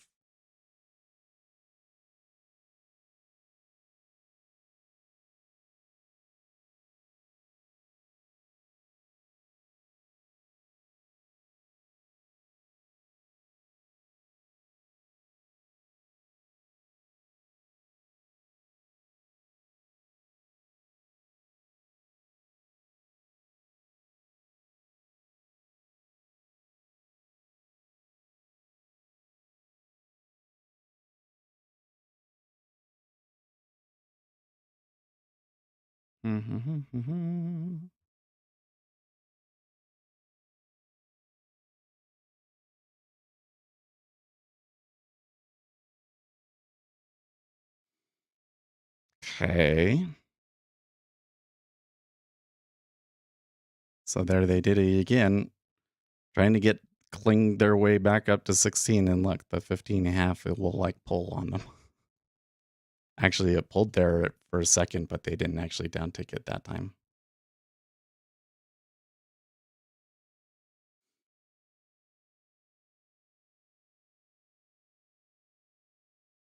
So I'm kind of seeing like this is a reasonably balanced area where you could maybe take a profit, or it might make sense to take a profit, but I don't know why. I guess it's because of the S&P 500, maybe that 3950. Like I think that eventually they're going to try and push it. So I think that's why I'm trying to cling on here, but I'm starting to think that maybe I should just take it.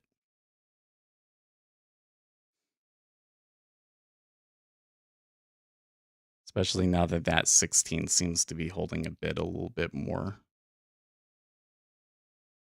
effectively. Yeah, and look at that 16 half bid.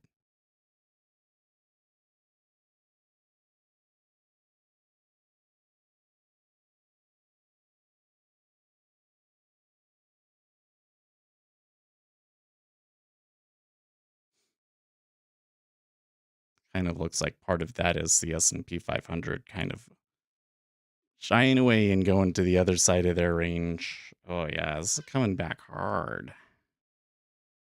I don't know, guys.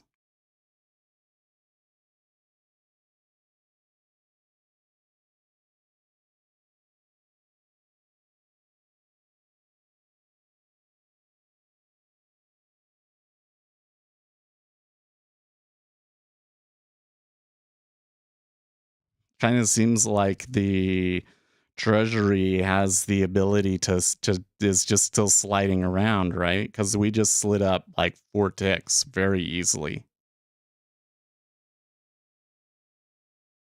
It didn't take much volume, but like the bids and everything behind it were really strong. I'm not really seeing a move in the 6J. I'm seeing a move developing in oil.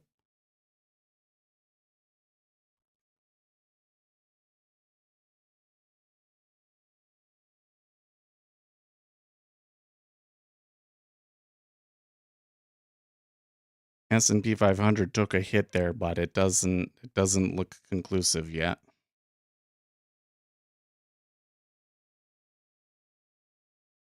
Hmm.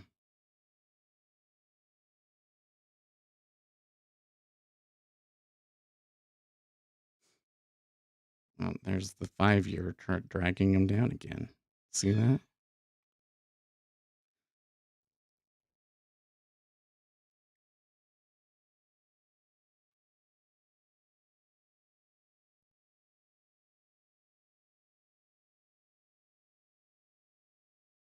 I'm not a fan of that kind of liquidity, because that's the kind of situation where they could easily bust the lows, and this could just turn into an absolute bender of a trend again like yesterday, or they could reverse a lot of this. It's just really slippery.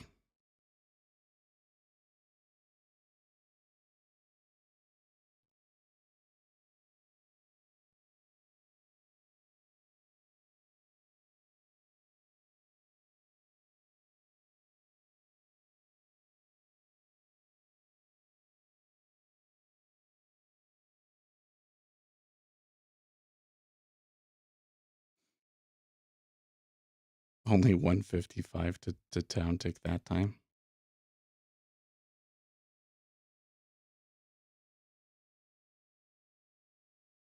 464. Okay, but a little flickering there.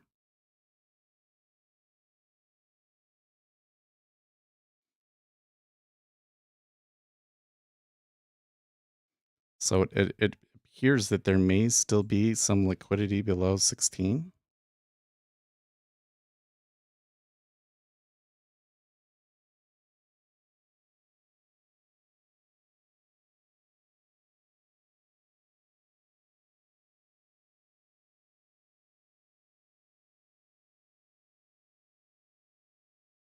Hmm. So there's a lot, the offer there at 16 isn't very strong.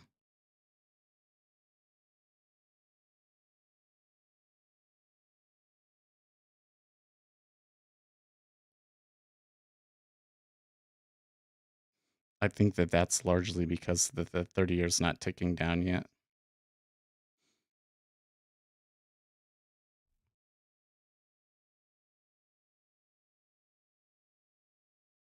S&P is still kind of in all sorts of twistiness at the moment.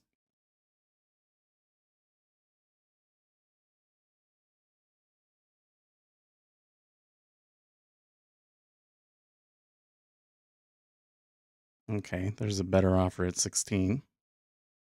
Only 436 at 15 half. I say, we're sorry, Seth. We'll tick back up and do that one again if you would like to see more volume at that location. Oh, they're going. They're going. Yes, come on.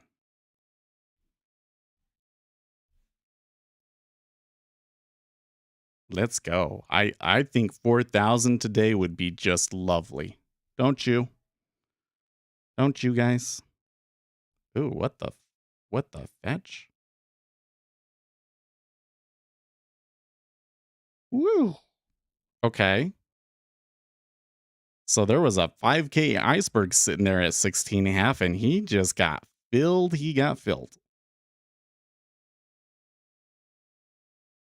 Well, I think I like this.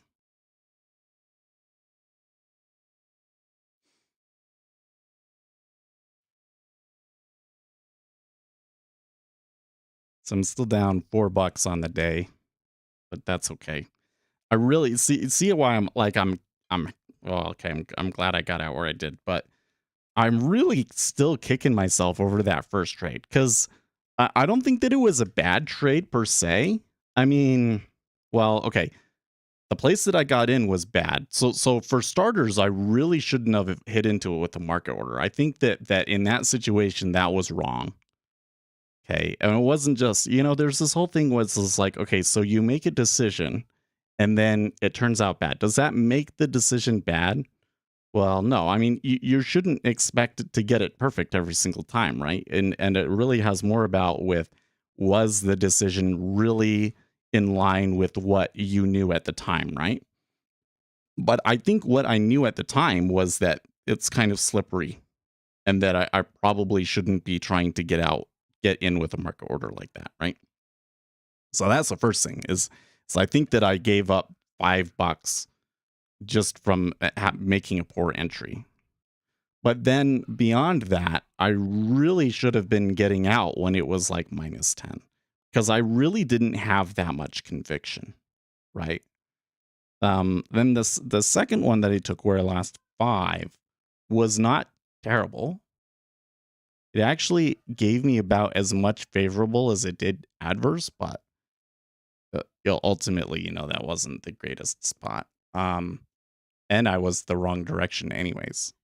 So, and then this last one that I did was really good. Now, I could have gotten a few more bucks out of it if I had gotten out earlier. So, and that's kind of what I was thinking when I saw that iceberg. So the reason I got out was like, first of all, I've already seen this area has been slippery and there seems to be a liquidity problem here at 16. And I do kind of have to wonder because there's like 16 is always kind of an interesting spot. And then we got 10 below us. So the reward from here further is a little uncertain for me. Well, that was a pretty good tick back down. So maybe my exit wasn't so good. But then there was that huge iceberg there. And the huge iceberg kind of makes me think, this might get stuck here. This might get stuck here. So that's why I got out. Wasn't because I don't think that there could be more downside. I really think that it would make a lot of sense if they went back and tried to retrace all the way back to 10 today, especially if the S&P 500 continues to move up like it is. But I don't think that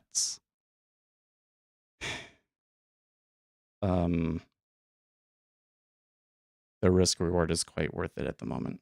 So there's some size in ZB. Well, there are some big orders below us, that's for sure. Yeah. The one at 18 is a little weird to me. that one seems a little unusual of a price to have something at. The one at 12 doesn't surprise me. I often see those at the quarter points. You sent something on Discord? Nah, you're showing. We already looked at that.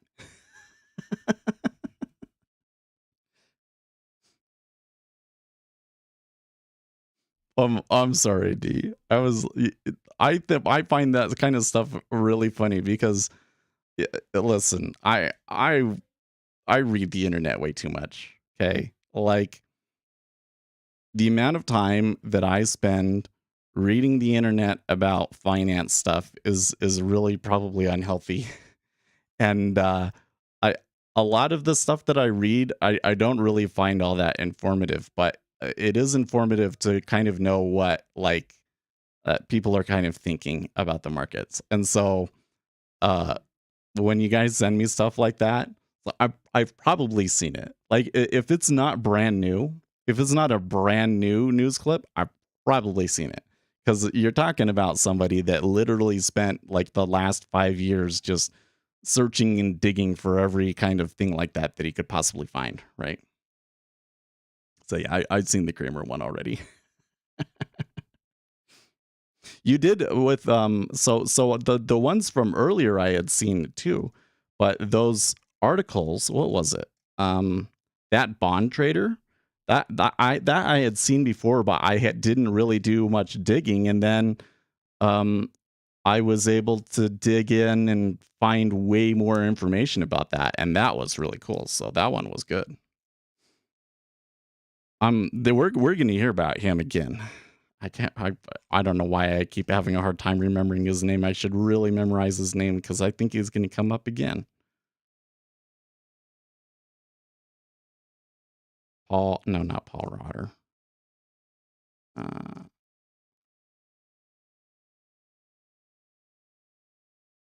I don't even freaking remember now.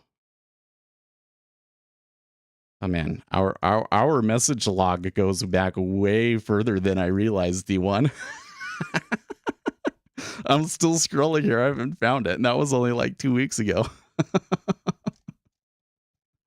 Dude, I get this a lot. You know, for a long time, John Bottomley I was really like my best friend. Like, I mean, it's kind of different because it's a little bit more of a, it's a trader relationship and like a collaboration relationship. But I spent a lot of time talking to him. Like there was days where, we would get working on an indicator and we would be on Discord talking about it and working on it for like 4 or 6 hours on a day, right? And oh man, and our chat log is so effing long. Because I've been talking to him like that for like 5 years, right? And then when he passed on, though, yeah, his name was John Bottomley. He was, I think his name on Futures IO was Top Gun Note. He had a he had a thread on Futures. He had a journal on Futures IO that was Top Gun Note, right? And he had a website and a series of indicators called, I don't even remember the name of it anymore. But anyways, they had taken a lot of indicators and just really optimized them for treasuries. And another thing that he did, I'll tell you his key thing. You want to learn something from him that's like unique that I'd never seen anywhere else is you look at the overnight move. Let's say we start here and we move up and back, right? Then what he will do is just say, okay, from the start and the furthest that it went, and what's the 50% of that? And then that was like a key point that he would put. And if in the treasuries, if we had a move up and then if we were above that 50% line, we were going to move higher 70% of the time, something like that. Like the layover on it was really, really high. Of course, you still get these problems where like when it fails really hard, right? But anyways, man, the chat log went back so far, right? Then he passed on, and I'm reading the Facebook comments and Futures IO and everything, and there was like a dozen guys that he was talking that much to. I think I was a little bit closer than most, but he was talking to a lot of people, man. Jeez. But I talk to a lot of people too. I don't reach out so much just because I always got people messaging me. I got lots of back and forth with you guys. Well, so we're starting to see a lot more large orders here right in the middle at 16, right? Are you talking about the Jim Cramer one? Yeah, I mean the Jim Cramer one does. Here's the thing that I think is really interesting. Okay, like all of this information that I've been sharing with you guys about markets are inelastic and orders are what moves the market and things like that. Okay, like we have a lot of really good scholarly research now that very much proves that these things happen, right? But it's not a coincidence that the researchers decided to look into these things and figure that out, right?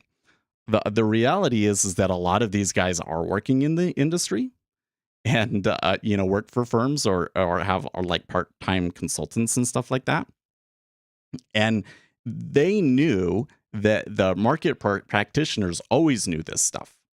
It's just the market practitioners knew this on like more of an intuitive basis, right? Like if you're a block order trader, then you know that, yeah, okay, when we trade a block, it doesn't matter what the technical levels are above us. Like we don't pay attention to that. We just execute our trade and we're going to blow right through it because we're going to use all of the liquidity that's available. And, so all that changed was that the scholars came in and proved it with math, right? So you have all of these people, especially from like the last great markets cycles, like Jim Cramer, I think is a good example of this, where he understands this stuff intuitively, but he doesn't know the math behind it, right? And the thing is, and I really, if you're into that stuff, I would highly encourage you to go and look at the math, because once you understand the math, it makes you're so much more confident, I guess. Like I knew this stuff too, only because the block traders had told me this stuff, right? But I wasn't really, how do I put it? Like, I wasn't aggressively holding to that. Like I spent a lot of time looking at technical analysis indicators and stuff that I should have known were going to be worthless, you know? And I guess it was because I just wasn't entirely confident, right? Once I understood the math, that then all of a sudden it was like, well, people say this, that's a waste of time. People say this, that's a waste of time. You know what I mean? But you get all of these people that they understand it to some degree, but then because they don't know the math, they don't have the whole thing figured out, And I think that you see that with Jim Cramer is it's like, okay, like he understands that fundamentals alone don't move the market, that hedge funds can make these moves and do all sorts of crazy stuff and move the markets in zany ways that are just like almost impossible to predict, right? But what he doesn't understand is that it's the orders that move the market, and here are the different factors that we know could possibly move the markets, he probably understands some of them, but not all of them, and so that's kind of why you get some of these comments from him. What are you referring to by the math? So I have two videos here on the channel. One is the stylized behavior of markets, and the other one is the inelastic theory of markets, where I talk about I give you a general overview of the behaviors that we're talking about, and I cite references. So if you want to really learn the math, you're probably going to have to go and look up the sources that I cite and go and read those studies. I mean, I could pull up some of the math here for you, but I can't like derive them for you, right? So, but there's two key things that we found. One is that the change in price, I'm going to use P, is equal to a constant Y, which is the a constant for each. It's different for each instrument, but it's very consistent over time, times the volatility of the stock times the square root of the size of the order that you're going to trade over the volume that's going to be traded during the day. So if I'm a block trader, what I do is I come in and I say, okay, we track the Y. So that's like in a database. And this is a number between 0.5 to 1 is what Y is, right? Omega is just going to be like the average true range of the stock, right? And then Q, that's how much I have to buy and sell. And V, I'm just going to look at like the average volume to try and predict how much volume I think I'm going to see that day. Are they finally going to go? If they go up to 1770, I might feel a little silly, but actually, you know what? If the 10-year goes back to 10, then that's really like, you should have stuck out through it, Seth. Anyways, so the thing that's interesting about this, Komoi Fafa 21, is that let's say that I'm going to trade 1% of the volume for the day, right? So that's omega, that's Y omega times square root of 0.01 V over V, right? So Q equals 0.01 V, right? So the V's cancel out. What's the square root of 01? Square root of 01 is 0.1. So what is the result of that? 1% of the volume can be responsible for 10% of the volatility. That's what that means. Right? So then you take that further. They went and they said, okay, what if we take $1 out of bonds and we put it into stocks? How much does that change the aggregate market cap of the market? And you would think that is like, well, you put $1 in, so it should increase the market cap by $1. Wrong. Actually, so empirically and mathematically, actually, they find that it's more like $5 to $8, right? So like, what is the net effect of all of this? Like what's the big picture though? Is the effect that market orders have on the market is actually very significant. It's very significant. You think that me, retail trader coming in, trading this has absolutely no impact on it at all. It's not true. Every order has an impact. And the smaller it is, it has a relative outsized impact because of that square root law. Of course, you don't have as much impact as somebody that is trading 1,000 lots, but you get more for your buck when you're using small lots than you do big lots. So it's actually, the game is actually kind of harder for you when you're small, right? And so that means that somebody that actually knows, like if you have a piece of news and you know that it's going to come out or whatever, and the market doesn't know about it, it's public information, but the larger market hasn't figured it out yet. You have a huge advantage because you know what the future market orders are going to be, and it's going to move price very, very extreme.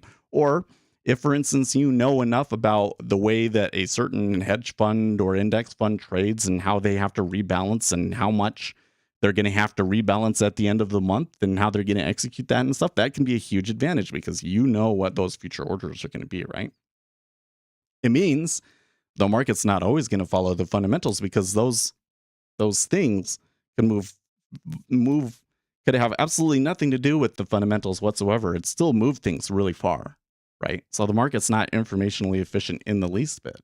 But then on the other hand, if you're trading like some technical analysis sort of a thing, you can remove that edge out of the market like really easy because again, like that doesn't take many orders to do it, right? So That's where I'm saying when you really understand the math, you look at a lot of these things that people are looking to do, and all of a sudden it's kind of like, oh, yeah. So you think that because we are oversold on a 1 minute RSI, that you should buy it and we're likely to have a move back up? Well, this guy over here that has a large block of stock to sell still says no. Doesn't care, right? It doesn't matter. It doesn't matter.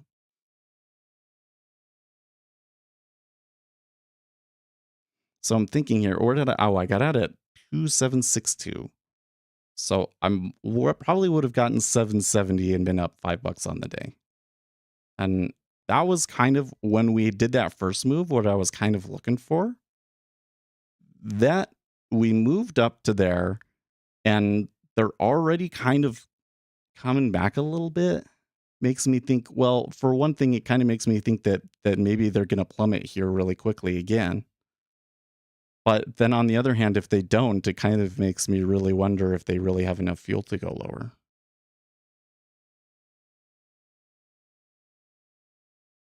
That $5 for each buck into the market from GabyX and KoiGen is very interesting. It really is. I mean, I think that it has I think that the biggest thing that I get from the Zabiax and KoiGen paper for me is that like price action is like bullshit. Like not. I mean, price action can mean like a wide variety of things, but most people, when they talk about price action, they're talking about support and resistance. And what GabyX and KoiGen are saying is that the whole fundamental theory behind that, right? Because the whole idea is, okay, here is supply and demand curves, and here's the point where they go. And if this changes, then here's the curve, and right, and you will see that in the chart where the supply and demand is, and you can trade off of that. That's the whole idea. The support and resistance is supply and demand applied to stocks on short time frames, right?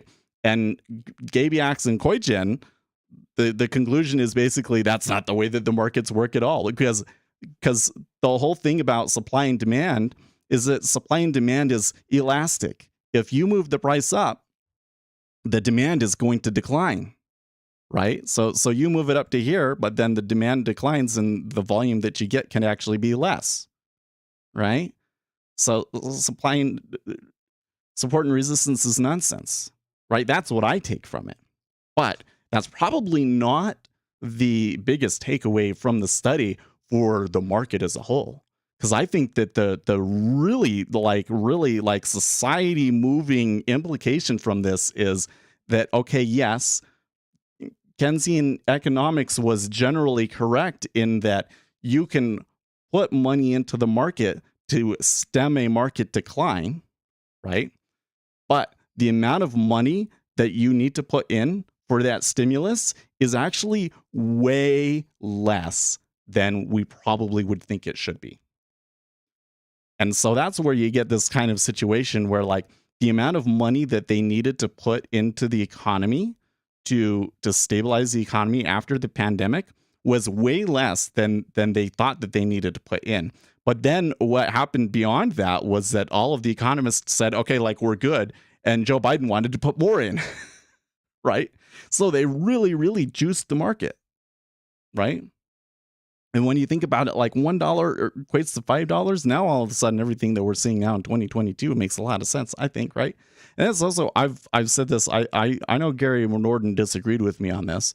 He was saying, you know, it seems to me like the decline seems just as disconnected from reality as the move up was. I still think that that's the case. Like when I see these sells come through, the aggressiveness of the selling is way higher than I think is justified by the market fundamentals. So why is it selling so hard? Well, it's selling so hard because they had been pumped up so high. You know, like what's happened now is they, you know, here's where we should be, and here's where we were, and we're doing this, right? Because they took that thing away, the impact goes all the way back down to here, even though maybe the fundamentals have improved. See?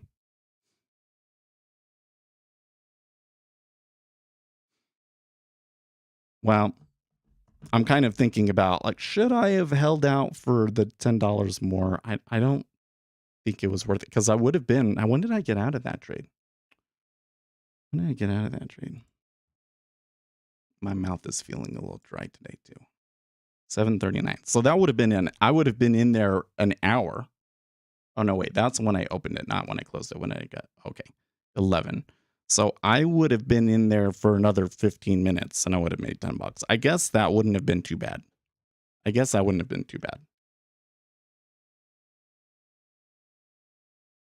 But you can see here with the way that it is behaving at the moment that my larger call that it seems like that there's not as much reward available in this, and that even though they might go down to 10, it kind of looks like they're already running out of steam. It seems to be correct. Like, look, another tick up or two, and I could get back in it where I had gotten out. So, sounds like I need to start researching the math. I think so. The book is called Trades, Quotes, and Prices: Markets Under the Microscope. But if you go and find that video on my channel, I summarize it, and then and there's like a link to it and everything. I feel like that if you're going to trade the market and you're gonna look at technicals, that book is like a must read, because that is like everything that we know about the market microstructure that's been proven quantitatively, essentially. And it's a lot, and it's complicated math, I have to say. Like, this is graduate level stuff. Like, if you were a graduate in quantitative finance or finance, right, you would learn this at university. People learn this stuff at university, and then they turn around and they use it to do block trading for banks. That's how I kind of knew about it. Well, actually, the way I knew, somebody recommended the book to me here on the channel, but I had heard this stuff before, so when they presented the book to me, I knew that it was like, oh, this is what I've been looking for. This is what I really want to learn. And then once you have that background, then you can go on to, you know what? I haven't done this in a while. Should we do this? I usually do this on my own because, these things are kind of where I find some of my unique edges, and I want to keep them a secret. But since we're here talking about it, the quantitative finance section of archive.org. See the X? It's a chai. It's a chai, so it's archive. See how clever that is? Yeah, that's one of those really nerdy kind of jokes. Okay, so anyways, and there's different sections. So like, I think it's worth it to go and look at everything that comes out in quantitative finance. But the stuff that is most likely to be relevant to us tends to be in the trading and market microstructure sections. So let's see what we got. Transient impact from the Nash equilibrium of permanent market impact game. That sounds interesting. That sounds like a very relevant. So do you see how that's very relevant to what we're talking about? Because the whole thing is like, what is the market impact, right? Market impact theory and practice. This one is probably really good as just an overall summary. Price interpretability of prediction markets, a convergence analysis. Now that's interesting. So they're trying to apply some of this stuff to prediction markets to say, how much can we actually say is priced into this? That's kind of market making via reinforcement learning in the China commodity market. Oh, yes, please. Multivariate Hawks process models for stablecoins. So a Hawks process is something that you want to learn about if you really want to get into like making a market making robot. But market maker is an important role in the financial market. A successful market maker should control inventory risk, adverse selection risk, and provides liquidity to the market. Reinforcement learning is an important methodology in control problems, enjoys the advantage of data-driven and less rigid assumptions, received great attentions in the market making field since 2018.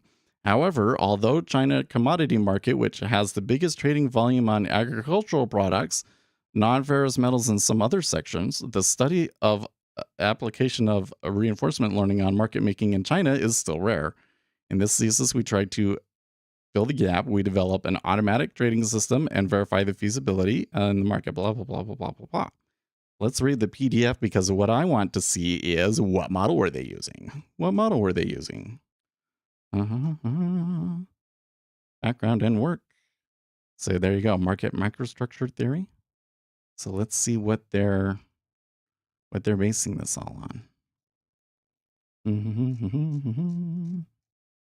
This could be a really useful one for us.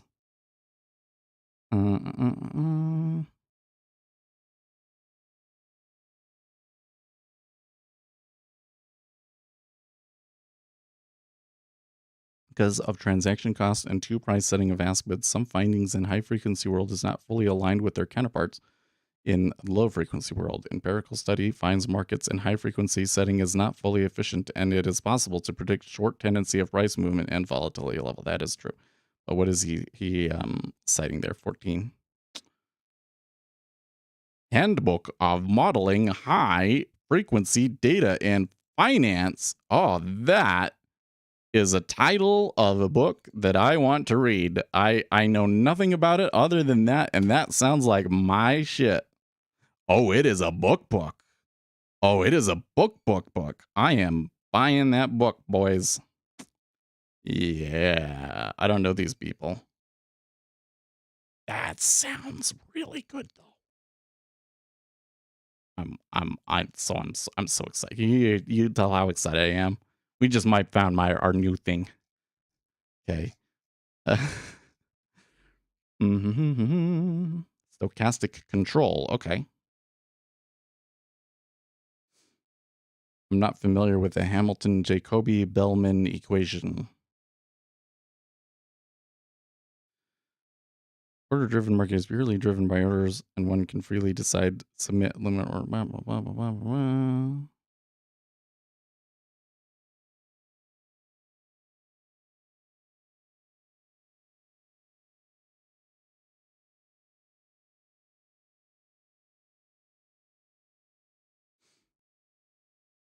This provides theoretical support for the effectiveness of order book imbalance in short trend prediction. Yes.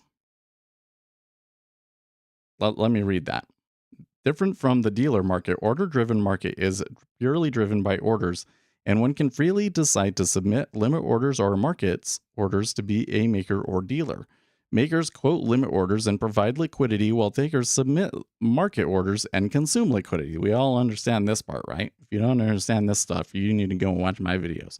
The strategic choice between these two types of orders in an order-driven market was studied by Parlour, slide 42. It revealed that the status of the order book will affect the selection of order types. Specifically, longer queues in the sell side will make posing a limit order less attractive, and a longer queue in the opponent side will make it more appealing. This provides theoretical support for the effectiveness of order book imbalance in short trend prediction. So what he's saying is, if we're moving down and the offers are bigger than the bids, then that's good. So he's trying to say, if we look at the imbalance between these orders, we might be able to predict which way the trend is going. This is what my indicators try and do, is they filter things out a little bit to try and determine what the imbalance between the buy and sell orders are, and then make decisions based off of that. And if you download the indicator and try it, you can try it for 2 weeks. You're going to find that there are definitely patterns in it, but it's not as simple as just, whichever way it is you buy or sell it, right? So you probably need a little bit more complicated of a system to determine when to pay attention to it and when not, right?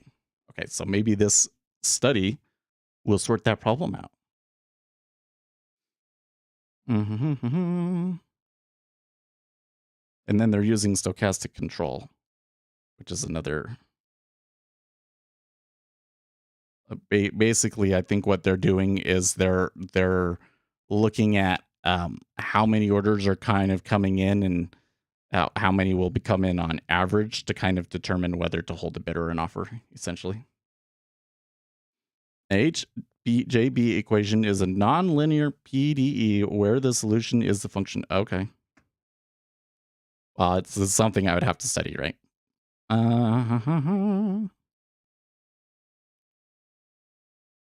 By choosing different actions, also both RL and Markov decision processes share some same elements.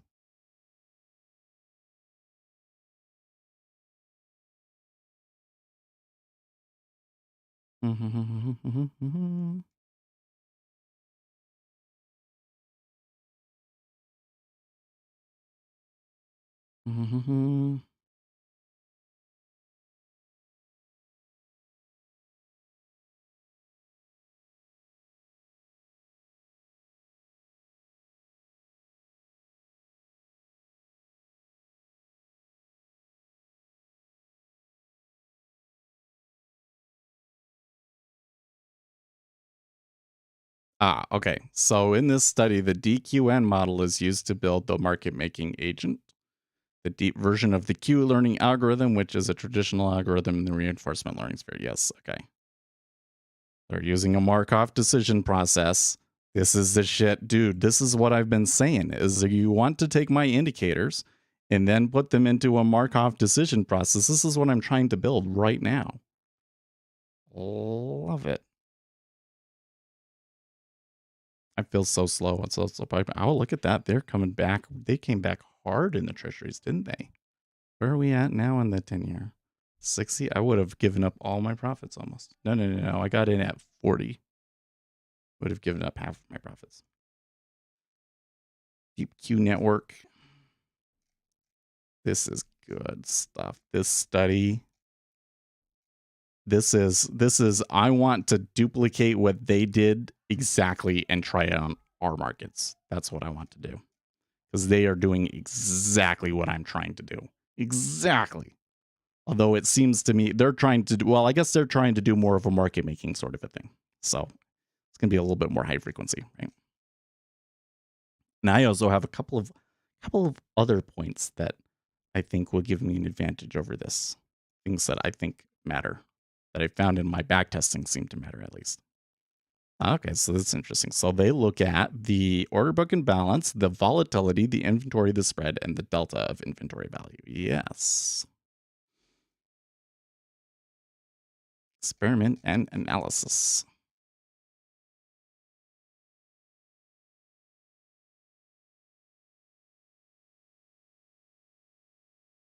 So it doesn't look like it's like awesome, but it's pretty good.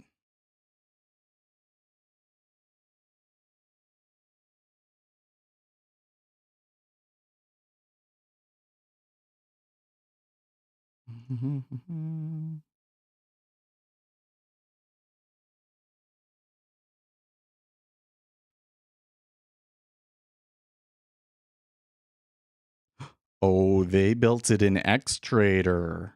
Did they have the code? Did they post the code? Please post it. No, I don't see it. I don't think they posted it. Is there a GitHub in? No. Still. Oh, this thing is golden. I was like, I usually don't do this stuff on stream because this is where I catch someone. Well, guess what? You guys, I just showed you guys a study. If you're a programmer, man, hey, if you're a programmer and you want to help building a system like that, give me a message because I've already kind of been working on something. But I haven't had enough time to like really dive into it and try it yet.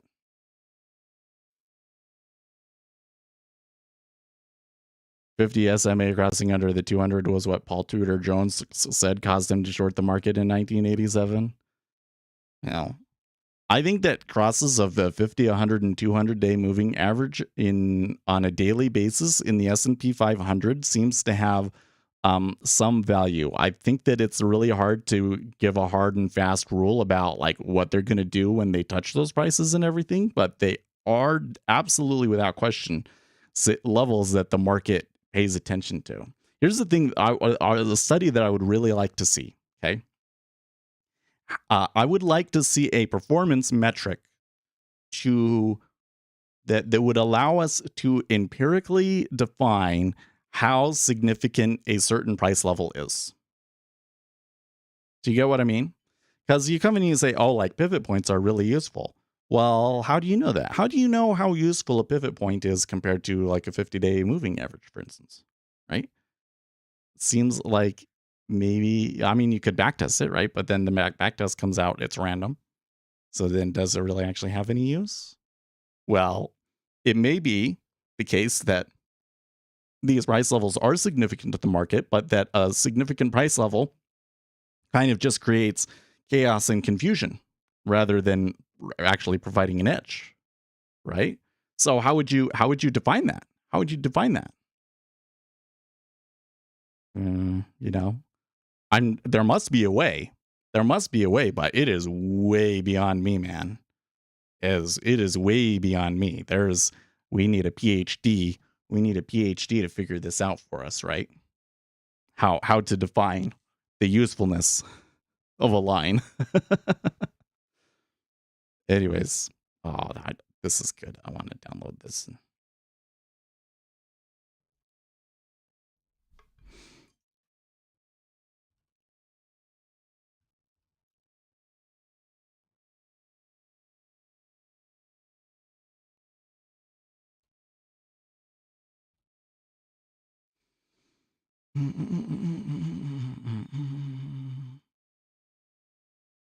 I have a huge archive of stuff I've found for trading learning.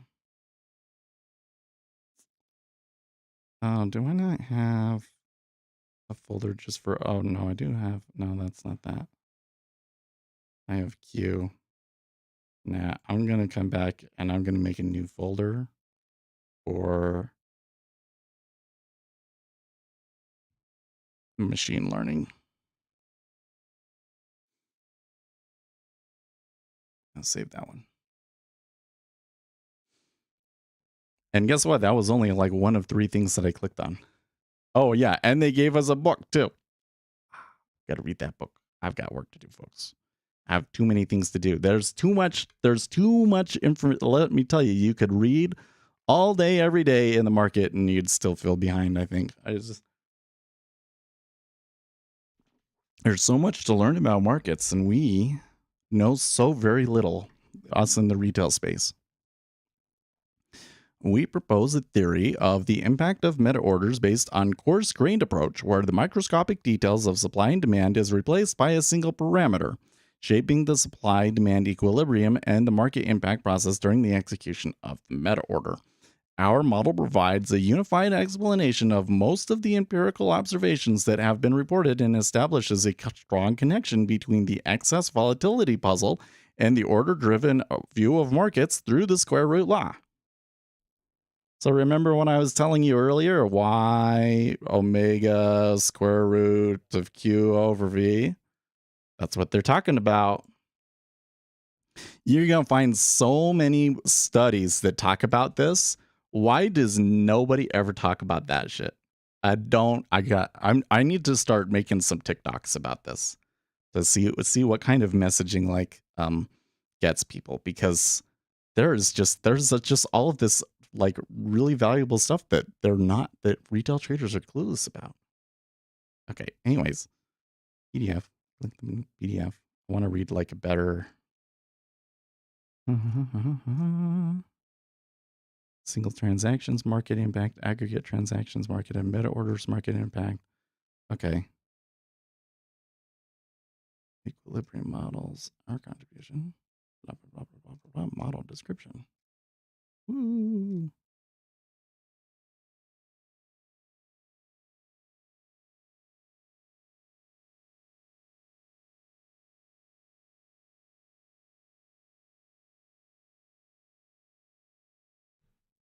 I think I'm gonna post this one on LinkedIn. Maybe I can get some of the other researchers to comment on this.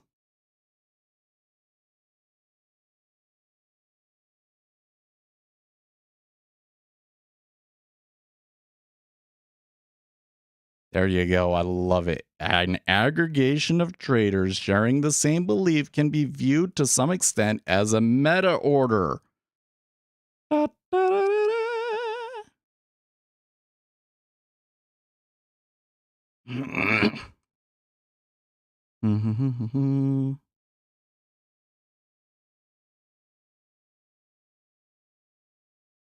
There you go. The conclusion is that order flow, whether informed or not, can be the major source of volatility in financial markets, in line with GABX and Koigen.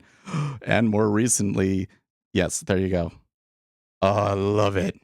I love it. This is good shit. Good guys. We found so much good information today, and we only lost $4. I pay.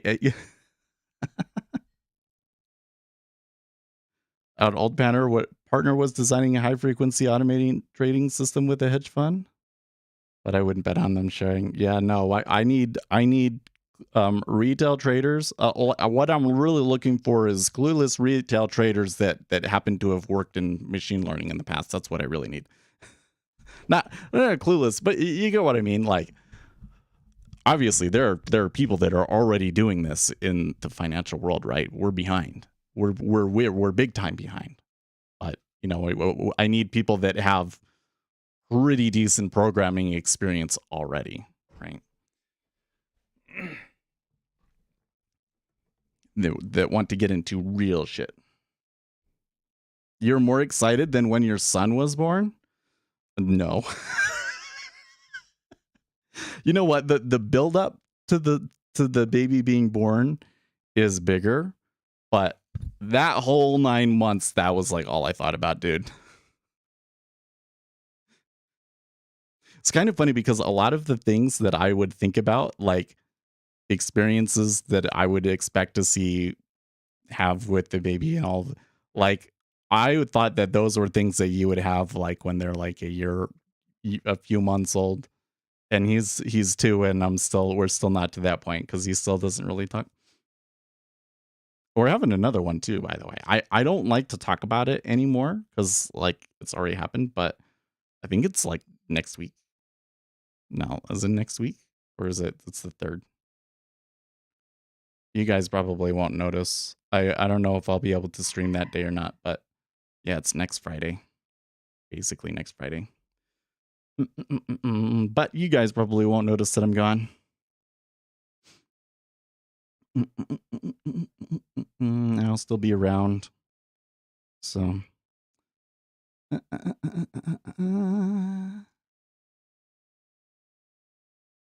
So they're going to get into some math that's like really beyond me, right?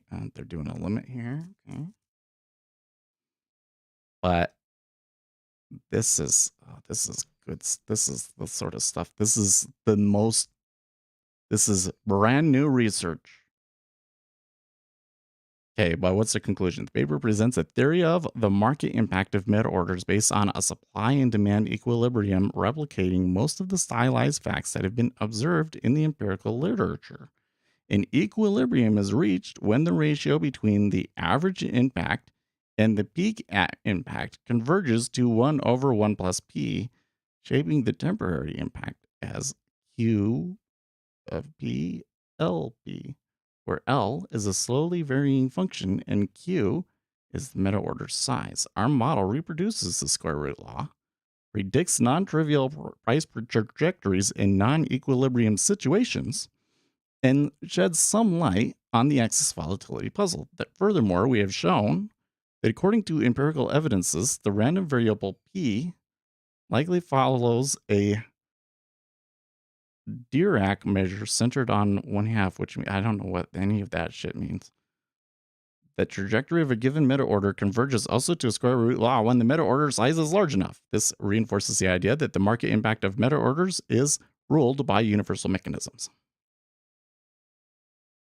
Well, this is a significant study, and I need to understand everything about it. And it's going to be work because that's, you know what, learning all this stuff that I learned about.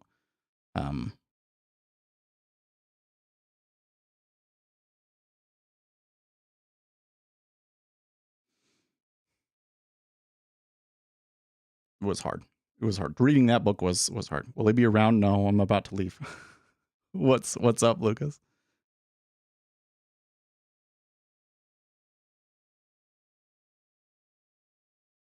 Transient impact from the Nash equilibrium of a permanent market impact game. This